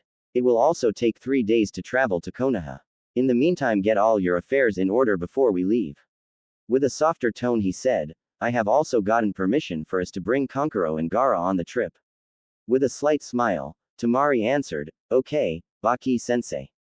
With his duty done, Baki muttered a quick goodbye and left the mansion so the siblings could come to terms with everything.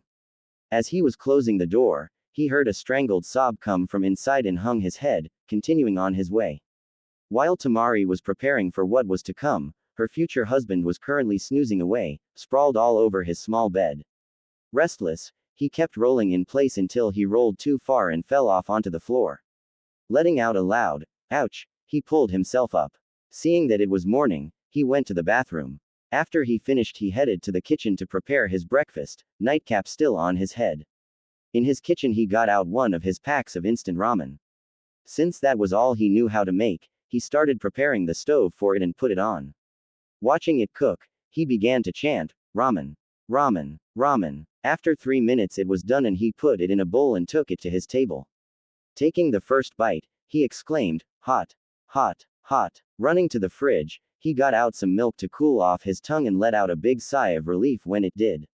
Taking the milk with him, he started eating his ramen again and hummed happily that it was cool enough. Finishing up his meal, he started taking the plate to the sink when he heard a knock on his door. Setting down the plate, he walked to open the door and saw an Anbu with a cat mask waiting.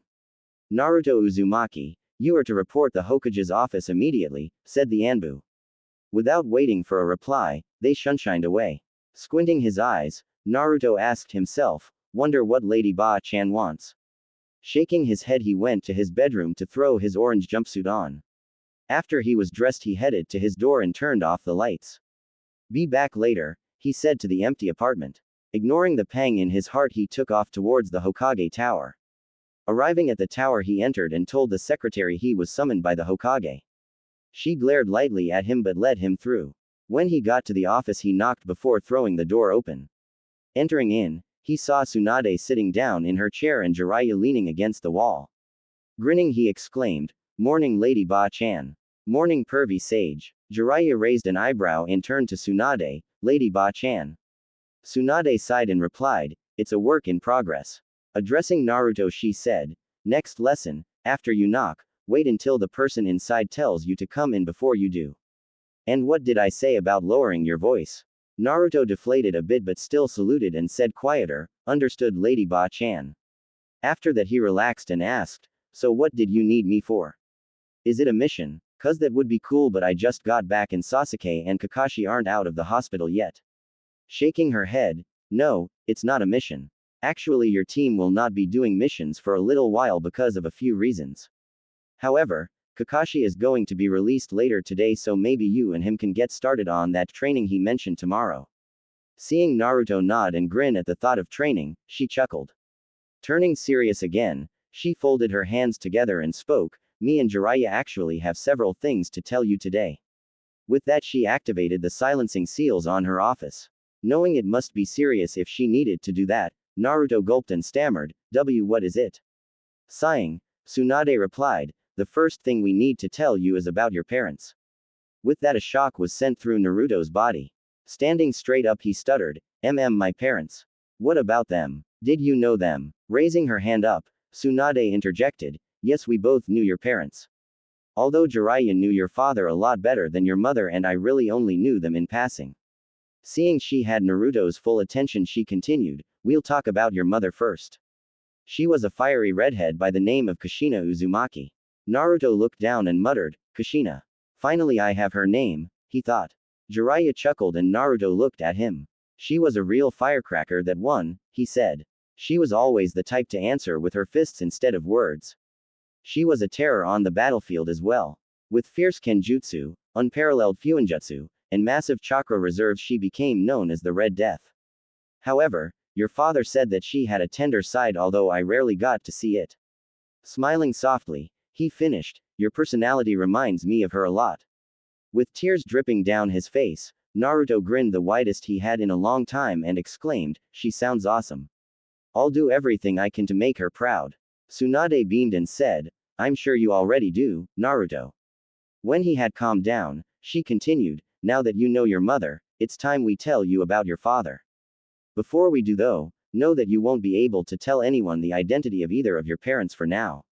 Seeing Naruto's pouting look, she explained, "Both your parents had many enemies, your father especially, and if they knew they had a child, nothing would keep them from trying to seek revenge through you." When she saw Naruto nod and understand what she was saying, she motioned for Jiraiya to continue. Jiraiya sighed and began, "Your father was my student and greatest pupil.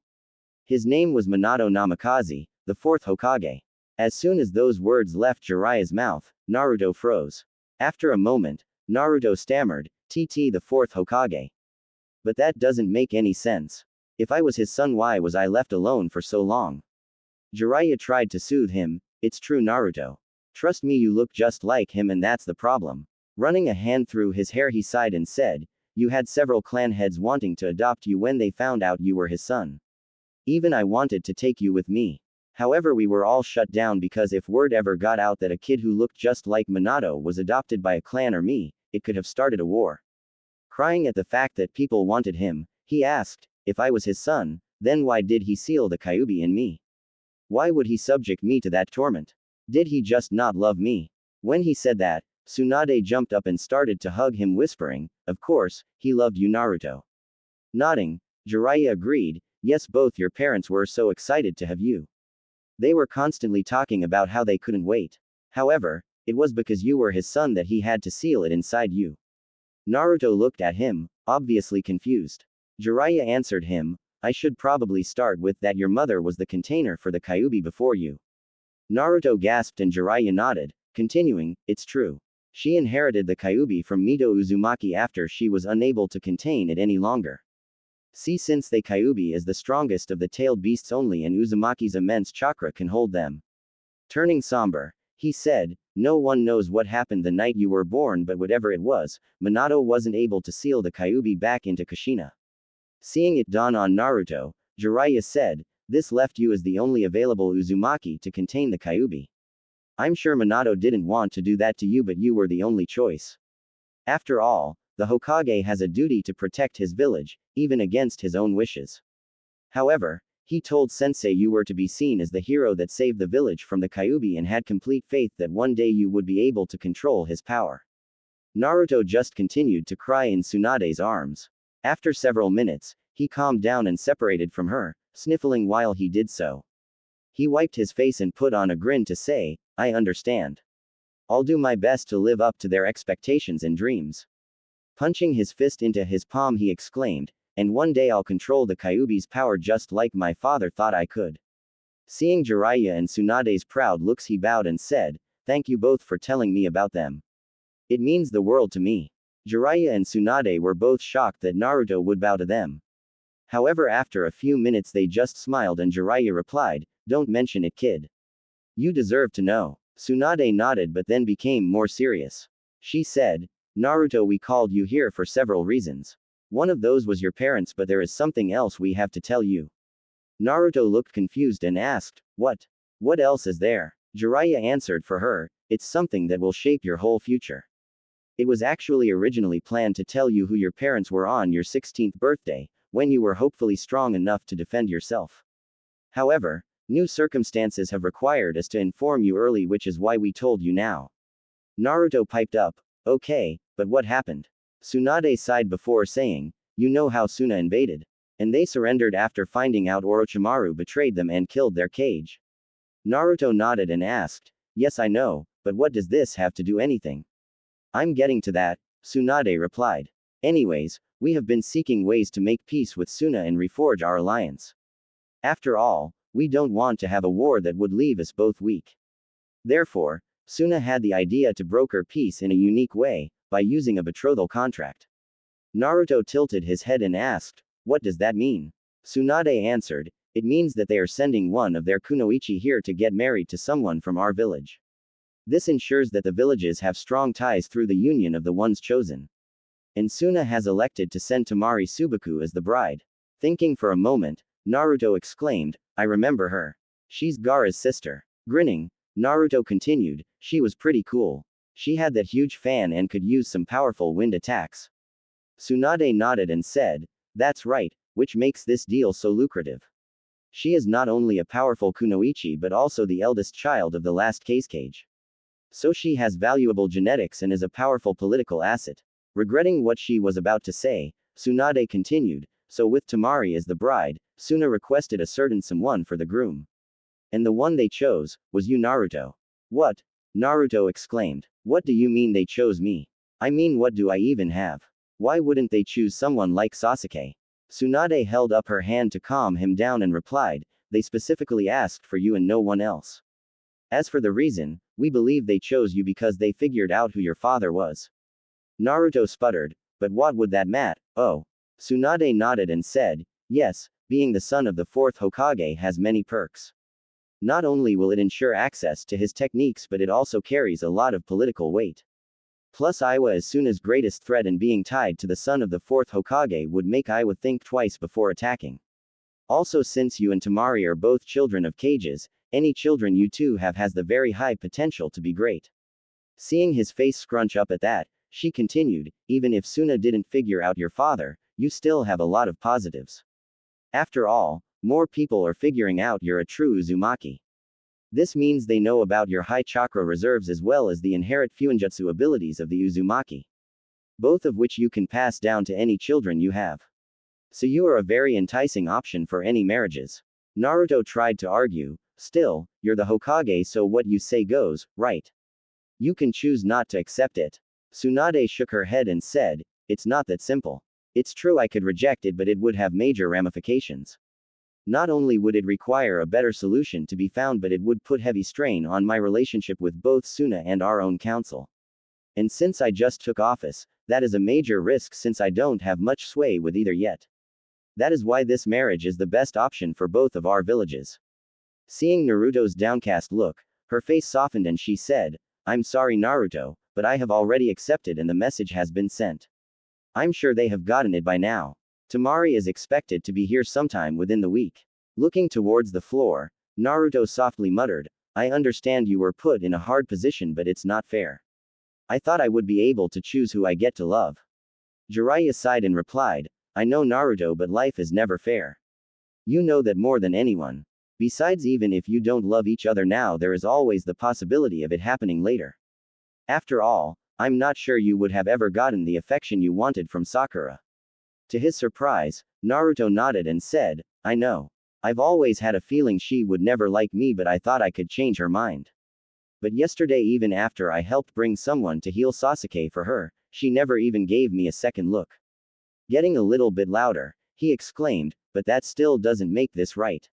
Me and her don't even know each other, so how can we be expected to get married? And it's wrong to trap her with me.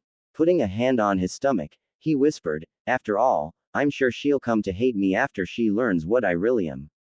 When I saw her, she was always scared of Gaara after all. When he said this, they both gave him a sympathetic look and Tsunade spoke up, I know it's wrong, but we have to work with the hand we're dealt. When you become Hokage, you'll have to make difficult choices as well. She then grew a small smile and said, don't automatically assume she'll hate you for being a Jinchuriki either. You have a way of growing on people. Plus, you won't be getting married straight away either. It will be put off until you're at least 16, so you will have some time to get to know each other. Relieved that he wasn't getting married straight away, Naruto then asked, if we're waiting several years, then why am I being told all this now? Tsunade replied, we figured it was best to inform you so you could grow used to the idea. Also, even though you won't be getting married now, it would look bad on our alliance if you started attempting to date other girls than the contract allowed. So telling you would help you to not get attached to a woman you weren't marrying. Seeing that he understood, she continued, there is also the matter of Temari's living accommodations. Seeing as how she is going to be an important guest, it would not bode well if we put her up in some hotel. Therefore, we decided to give her a home. However, it would be somewhat pointless to have her live in a house for just a few years and then have to move somewhere else when you get married. So she will be living in the home we are building for the two of you, and you will be living with her. Huh, what do you mean I'm living with her? Naruto shouted. You heard me, Tsunade replied. You've been living in that lousy apartment for too long anyway. If Suna got word that you were in such lousy conditions, they could possibly raise a stink about it. You'll be living with the girl in the future anyway, so you might as well learn now. Tsunade then got a smirk on her face. Besides, based on the reports I saw from the Chunin exams, Tamari seemed to be a pretty tough kunoichi. So, I'm sure I could trust her to straighten you out if you don't act right. Naruto gulped and paled when she said that, imagining her big fan she wielded and what kind of damage it might could do. Seeing this, Jiraiya laughed, haha, it won't be all bad, kid. After all, it will just be the two of you living there to start. Jiraiya's grin widened and he said, just imagine all the things you could get up to living with such a beautiful girl. Why, if I were you, I would. Tsunade punched Jiraiya, sending him to the ground. She huffed and told Naruto, don't listen to him, Naruto. He'll only put bad ideas in your head. Naruto nodded and replied, "Don't worry, Lady Ba-chan, I never want to turn out pervy like him." "Good," Tsunade said. "Anyway, your new house is going to be located by the Namikaze compound, but it's not done yet. It should be finished in another couple of days." Naruto tilted his head and asked, "I didn't know there was even a Namikaze compound." "It's fairly recent," Tsunade answered. "See, whenever someone becomes Hokage, they have the option to start a clan if they're not already part of one. Your father had plans to start the Namikaze clan and revive the Uzumaki clan, but he wasn't able to do so before he died. Therefore his ambitions fall to you." "Okay, but why can't we just live in the compound instead of building a house?" Naruto asked. "And are you expecting me to revive the Uzumaki clan too? Isn't that going to be a lot of work? You can't live in the compound yet because your lineage isn't known yet. We can waive off concerns of living in the house, saying we're planning on building more houses there, and yours is just the first one. But if you were actually living in the compound, it would raise a lot of questions. Besides, the compound would be far too big for just a few people anyway. It likely won't be used for a good many years until your family gets much larger and the space is needed." Tsunade waited a moment before continuing, "As for the other matter, we are expecting you to revive the Uzumaki clan as well. There is a good amount of space on that side of the village. Besides the Namikaze clan compound, there is only the Hyuga clan compound. So there will be room to build a compound for the Uzumaki clan as well. That way both the Namikaze and Uzumaki clans can grow side by side." Naruto nodded and smiled. "That makes sense. Plus we're close to the Hyugas. That means me and Hinata can be neighbors. That's pretty cool." As if sensing a moment he could turn perverted, Jiraiya had woken up and giggled, "Hee hee, you'll be close all right. The best kind of neighbors." Trying to ignore him, Tsunade added, "You're right that it will be a lot of work though to revive two clans. That's why there is something else added to the contract that is supposed to help you." Jiraiya started giggling harder and said, "Oh, Naruto is going to be working hard all right. I'm sure he won't have any complaints about the kind of help that they're going to be providing." Having had enough, Tsunade got up out of her chair and punched Jiraiya into the wall hard, creating an imprint of him there. Satisfied with her work and returning to her seat, she wrote down a reminder to have her wall fixed. Naruto, who paled as soon as he saw what happened to Jiraiya, stood up straighter when Tsunade's gaze turned to him. Clearing her throat, she said, "Now where was I?" Continuing as if nothing had happened, "Oh yes, reviving your clans. Anyway, when it was decided to have you revive both your clans, there was a few problems that came up. As I said, it would take a lot of time to revive both clans, and the high number of children could put a great strain on Temari." At this, Naruto turned a bright shade of red, just now realizing what reviving his clans would mean.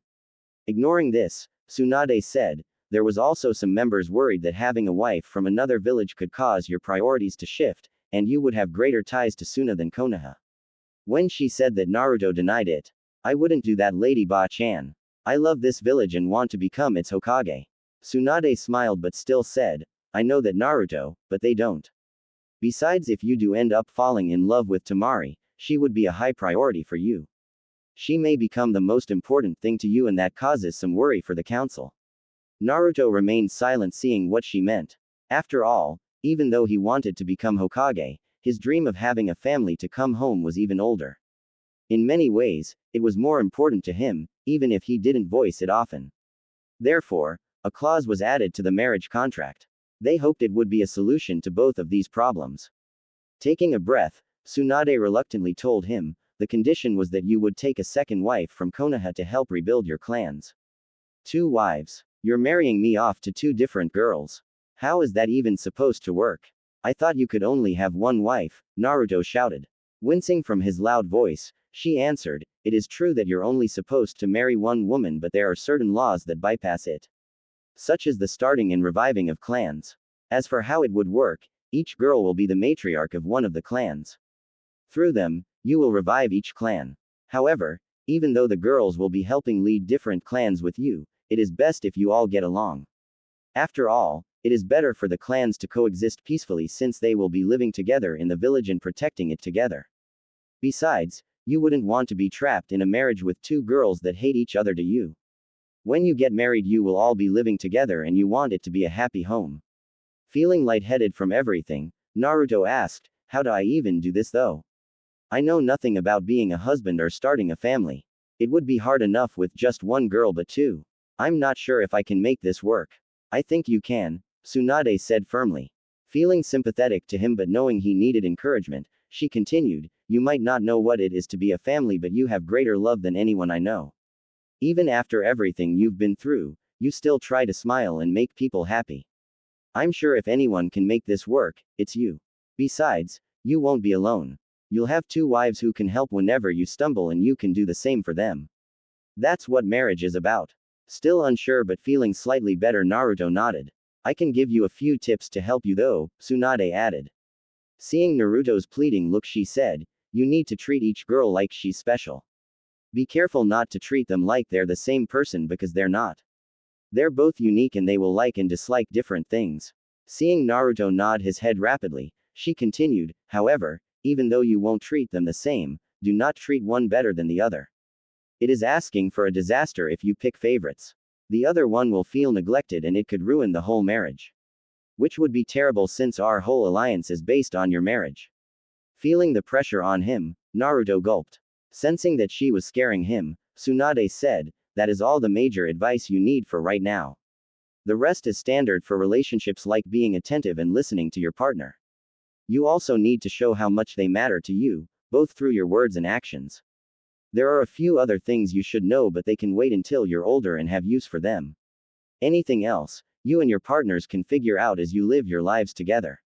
Naruto bowed and said, thank you, Lady Tsunade, I appreciate your help. Feeling bashful, he added, I also appreciate your belief in me. Stunned that Naruto not only bowed to her again but also referred to her formally, she waved him off, don't worry about it. I want to not only have this marriage work but for you to be happy with it. So anytime you need help with it, don't hesitate to come to me. Naruto beamed, thank you. Thinking for a moment, he asked, also, do you know who is supposed to be my other wife? Tsunade nodded and said, yes, the council has chosen Hinata Hyuga. Surprised, Naruto blurted out, Hinata. Why her? Raising an eyebrow, she replied, there were several reasons, the main one being her high political standing as the Hyuga clan heiress. This would let her have the knowledge to help you establish your clans and provide counsel with you and Temari. Do you have a problem with her? You seemed to get along fine with her yesterday. No, I don't have a problem with her, Naruto denied. I like her a lot. She's always been very nice to me. I'm just not sure that she could like me enough to marry me. She always looks away whenever I look at her and is always so quiet around me. I'm also not sure if she would be healthy enough because she always has a red face around me and faints whenever I get too close. Tsunade sighed and shook her head, thinking, I hope these girls can break that denseness from his head. She cleared her throat and answered, well, if that's all, I don't think you have to worry. I think she'll go along with the marriage just fine. I believe she likes you more than you know, she probably just has trouble expressing it because of her shyness. Naruto seemed to cheer up and asked, do you really think so? Tsunade nodded and said, yes, I'm sure of it. As for your worries about her health, it should be fine. She had her latest physical not too long ago and she is very capable of bearing your children. She chuckled at causing his bright red face. After a moment she said, Hinata will play her part as your wife just fine. It does please me to see you so worried about her well-being though. Naruto grinned and replied, well, I care about all my friends. They're my precious people and I would do anything for them. Seeing Tsunade's pleased look, he asked, does Hinata already know about this? I sent an Anbu to inform Hiashi that I was telling you about the arrangement. So she did not know when you saw her yesterday, if that is what you are asking. However, she will likely be informed sometime today, she answered. I understand, Lady Ba-chan. Is that everything? Naruto asked. She nodded and said, yes, that is all. Remember, this is all confidential right now until your 16th birthday. So you can't tell anyone that doesn't know. However, you can discuss it with me, Jiraiya, the council members and your fiancés once Temari gets here and Hinata is informed. Also, I will be telling Kakashi of your status once he leaves the hospital, as he is your sensei and needs to know about this. Kurenai will be told as well due to being Hinata's sensei. Okay, thank you, Lady Ba-chan, he replied. May I be excused now? Yes, you may, she answered. As he started to leave, Tsunade interrupted, Naruto, I would just like to say I'm sorry for not being able to do anything about this. I am proud of how you're taking it though, and I do believe this can make you happy in the long run. Naruto just grinned and nodded, leaving the room. Sighing, Tsunade slumped into her seat muttering, I need some sake. Well, that went better than expected. Tsunade jumped hearing Jiraiya's voice, forgetting he was still here. Calming down, she said, yes, but I think he's hurting inside. He's always been good at hiding his pain from what I've seen. Jiraiya nodded, I agree. I think I know someone who could help. I'll get him to talk to Naruto. Good. Go ahead and do that, she replied. Seeing him leave, she deactivated the silencing seals and summoned an Anbu agent. Retrieve Shikamaru Nara for me. I have Chunin exam results I must relay, she told them. They nodded and disappeared to do their task. Seeing as she was alone, she muttered, time for the most important matter of the day. Taking a deep breath, she bellowed out, Shizune, get me some sake. She heard a crash in the next room and a hurried, yes ma'am, before relaxing into her seat. Across the village, at the Hyuga compound, two shinobi were locked in combat. Both were glaring at their opponent, one with white pupils and one with lavender. Each had their Byakugan active and were waiting for their opponent to make the next move. As if by some unspoken call, they leapt into action at the same time. 8 trigrams 64 palms. 8 trigrams 32 palms. With their respective stances, Neji and Hinata started attacking each other with their gentle fist taijutsu style. Using the tips of their fingers, they attacked tenketsu located in both the arms and body of their opponent, shutting them down. Seemingly deadlocked, they both continued to try to close as many tenketsu as they could. However, Hinata seemed to slow down and Neji smirked, nice try Lady Hinata, but you still cannot do the full 64 palms. Pressing his advantage, he attempted to strike Hinata after her jutsu ended. However, to his surprise, she twisted her body and he missed. Continuing on, he ended at the same result. Growing angrier, he started attacking faster. And so the dance continued, with Neji striking out against Hinata and her contorting her body to dodge every attempt. Finally, at the 57th strike, Neji connected and, with Hinata's focus broken, he landed the rest of his blows. When he had finished, Hinata fell down onto the training mat exhausted. At that, Hiyashi, who had been viewing the match, cleared his throat and announced, that is enough. Looking at Neji, he said, you continue to excel in the gentle fist. However, be wary of your anger. It can make you act rashly just as much as it can hone your focus. Neji bowed and replied, yes, Lord Hiyashi. Turning to Hinata, Hiyashi said, you still need practice since you are unable to do the 64 palms. Hinata lowered her head, ashamed at herself, until Hiyashi's voice brought her out of her thoughts. However, you are improving, as your 32 palms was flawless this time. I was also very intrigued by what you were attempting to do there at the end, trying to avoid Neji's attacks. Explain what this was to me. Nervous at being put on the spot, she bowed and answered, well, I knew I was unable to do S64 strikes. My body also seems to be poorly suited for the rigidness of the G gentle fist. So I've been trying to find a style that would suit my B body better and allow me to dodge hits while I work up to P, performing the 64 palms. Cursing herself for stuttering, Hinata kept her bow while waiting for his reply. Noticing her stutter but not commenting on it, Hiyashi replied, very well. I approve of this experimental new style and will allow you to continue to improve it. It still needs work, but I can help you while we train in the future. You will still be expected to learn all the gentle fist techniques, however. Hinata just nodded, stunned that he approved and would allow her to follow her new style. Hiyashi turned and said, we are done for today. You are free to go, Neji, but meet me in my office, Hinata. With that, he walked off, leaving a confused Hinata in his wake. Noticing Neji approach, she shook it off and gave him a small smile. Neji bowed and said, you are improving rapidly, Lady Hinata. You will catch up to me in no time. Hinata shook her head and replied, no, I will never be able to catch up to you. And any improvement I show is thanks to you. Neji smiled and said, you are much too kind, Lady Hinata.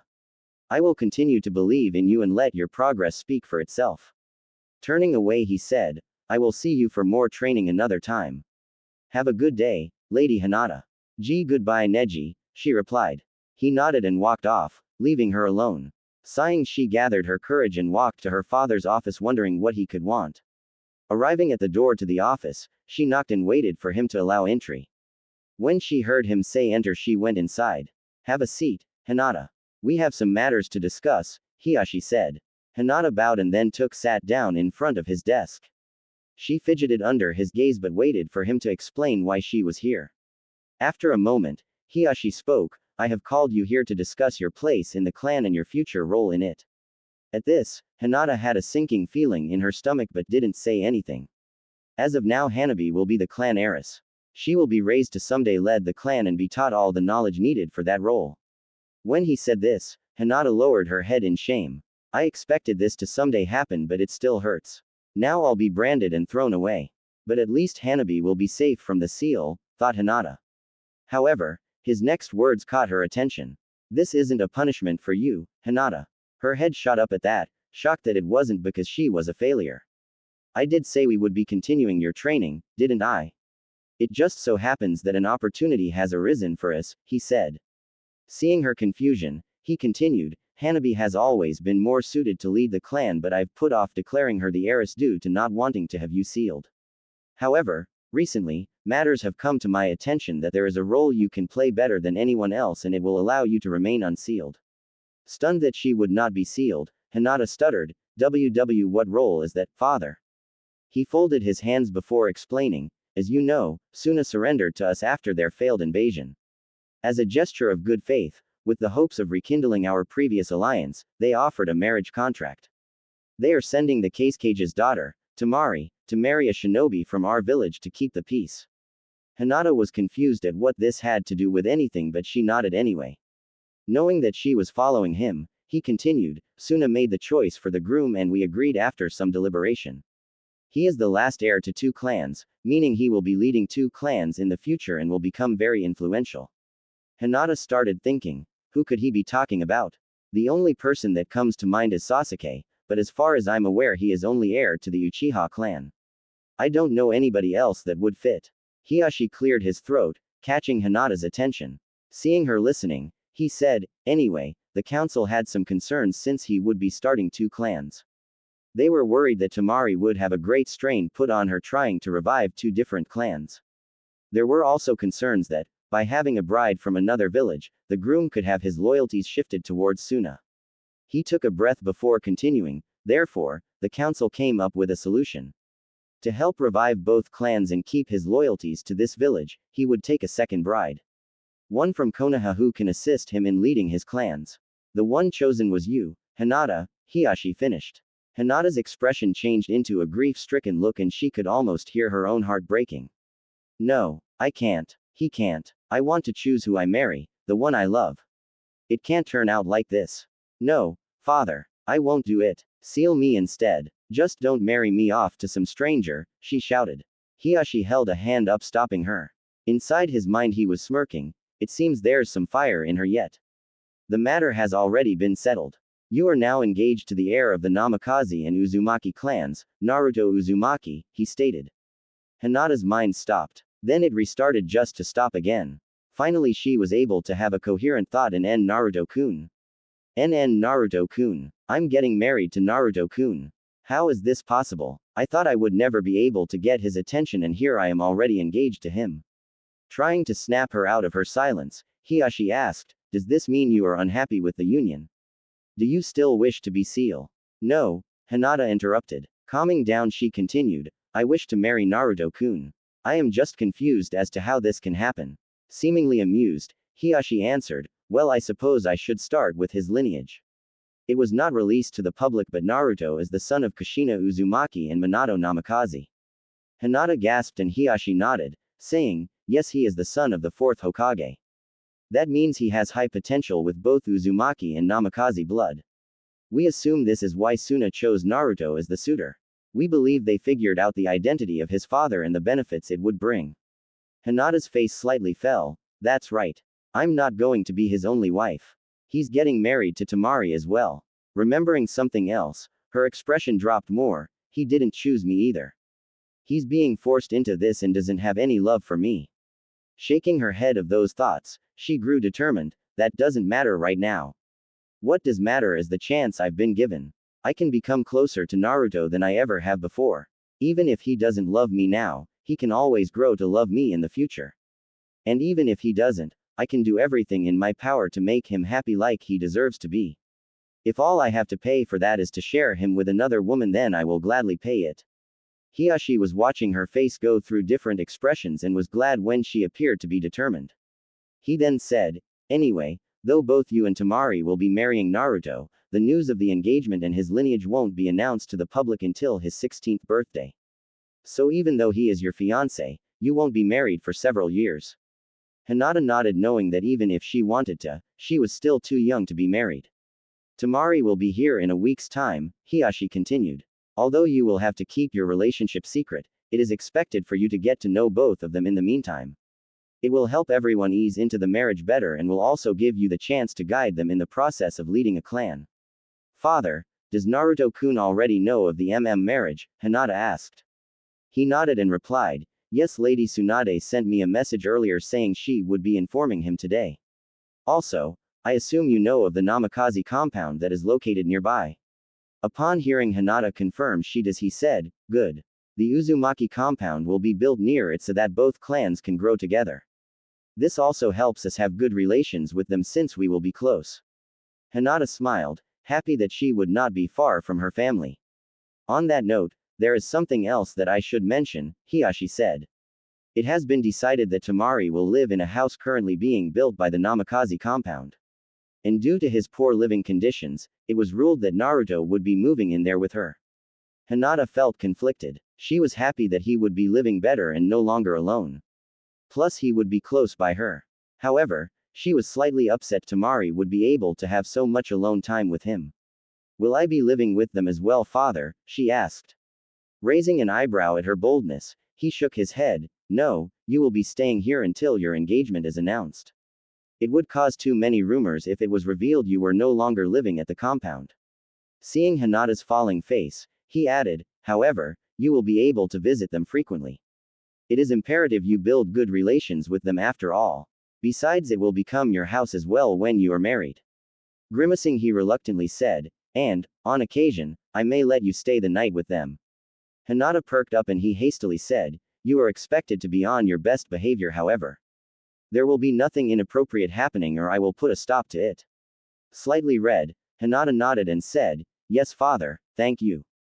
Smiling slightly, she thought, it's not the best, but it's a lot better than I expected. And this way I'll still be able to watch over Hanabi for a little while longer. Satisfied, Hiyashi finished, very well, that is everything I wished to discuss. Upon Naruto Uzumaki's 16th birthday, your engagement will be announced and we will select a date for you to be married to him. You will assist him in starting and leading his clans and, along with Tamari, bear his children for the clan's revival. Just now realizing what her other duties would entail, she turned bright red thinking in Naruto-kun's BB babies. With this thought running through her head, she fainted, slumping down into her seat. Seeing this, Hiyashi sighed, muttering, I guess I should just be proud she made it until the end of the meeting. I hope that this marriage can break her of that habit though.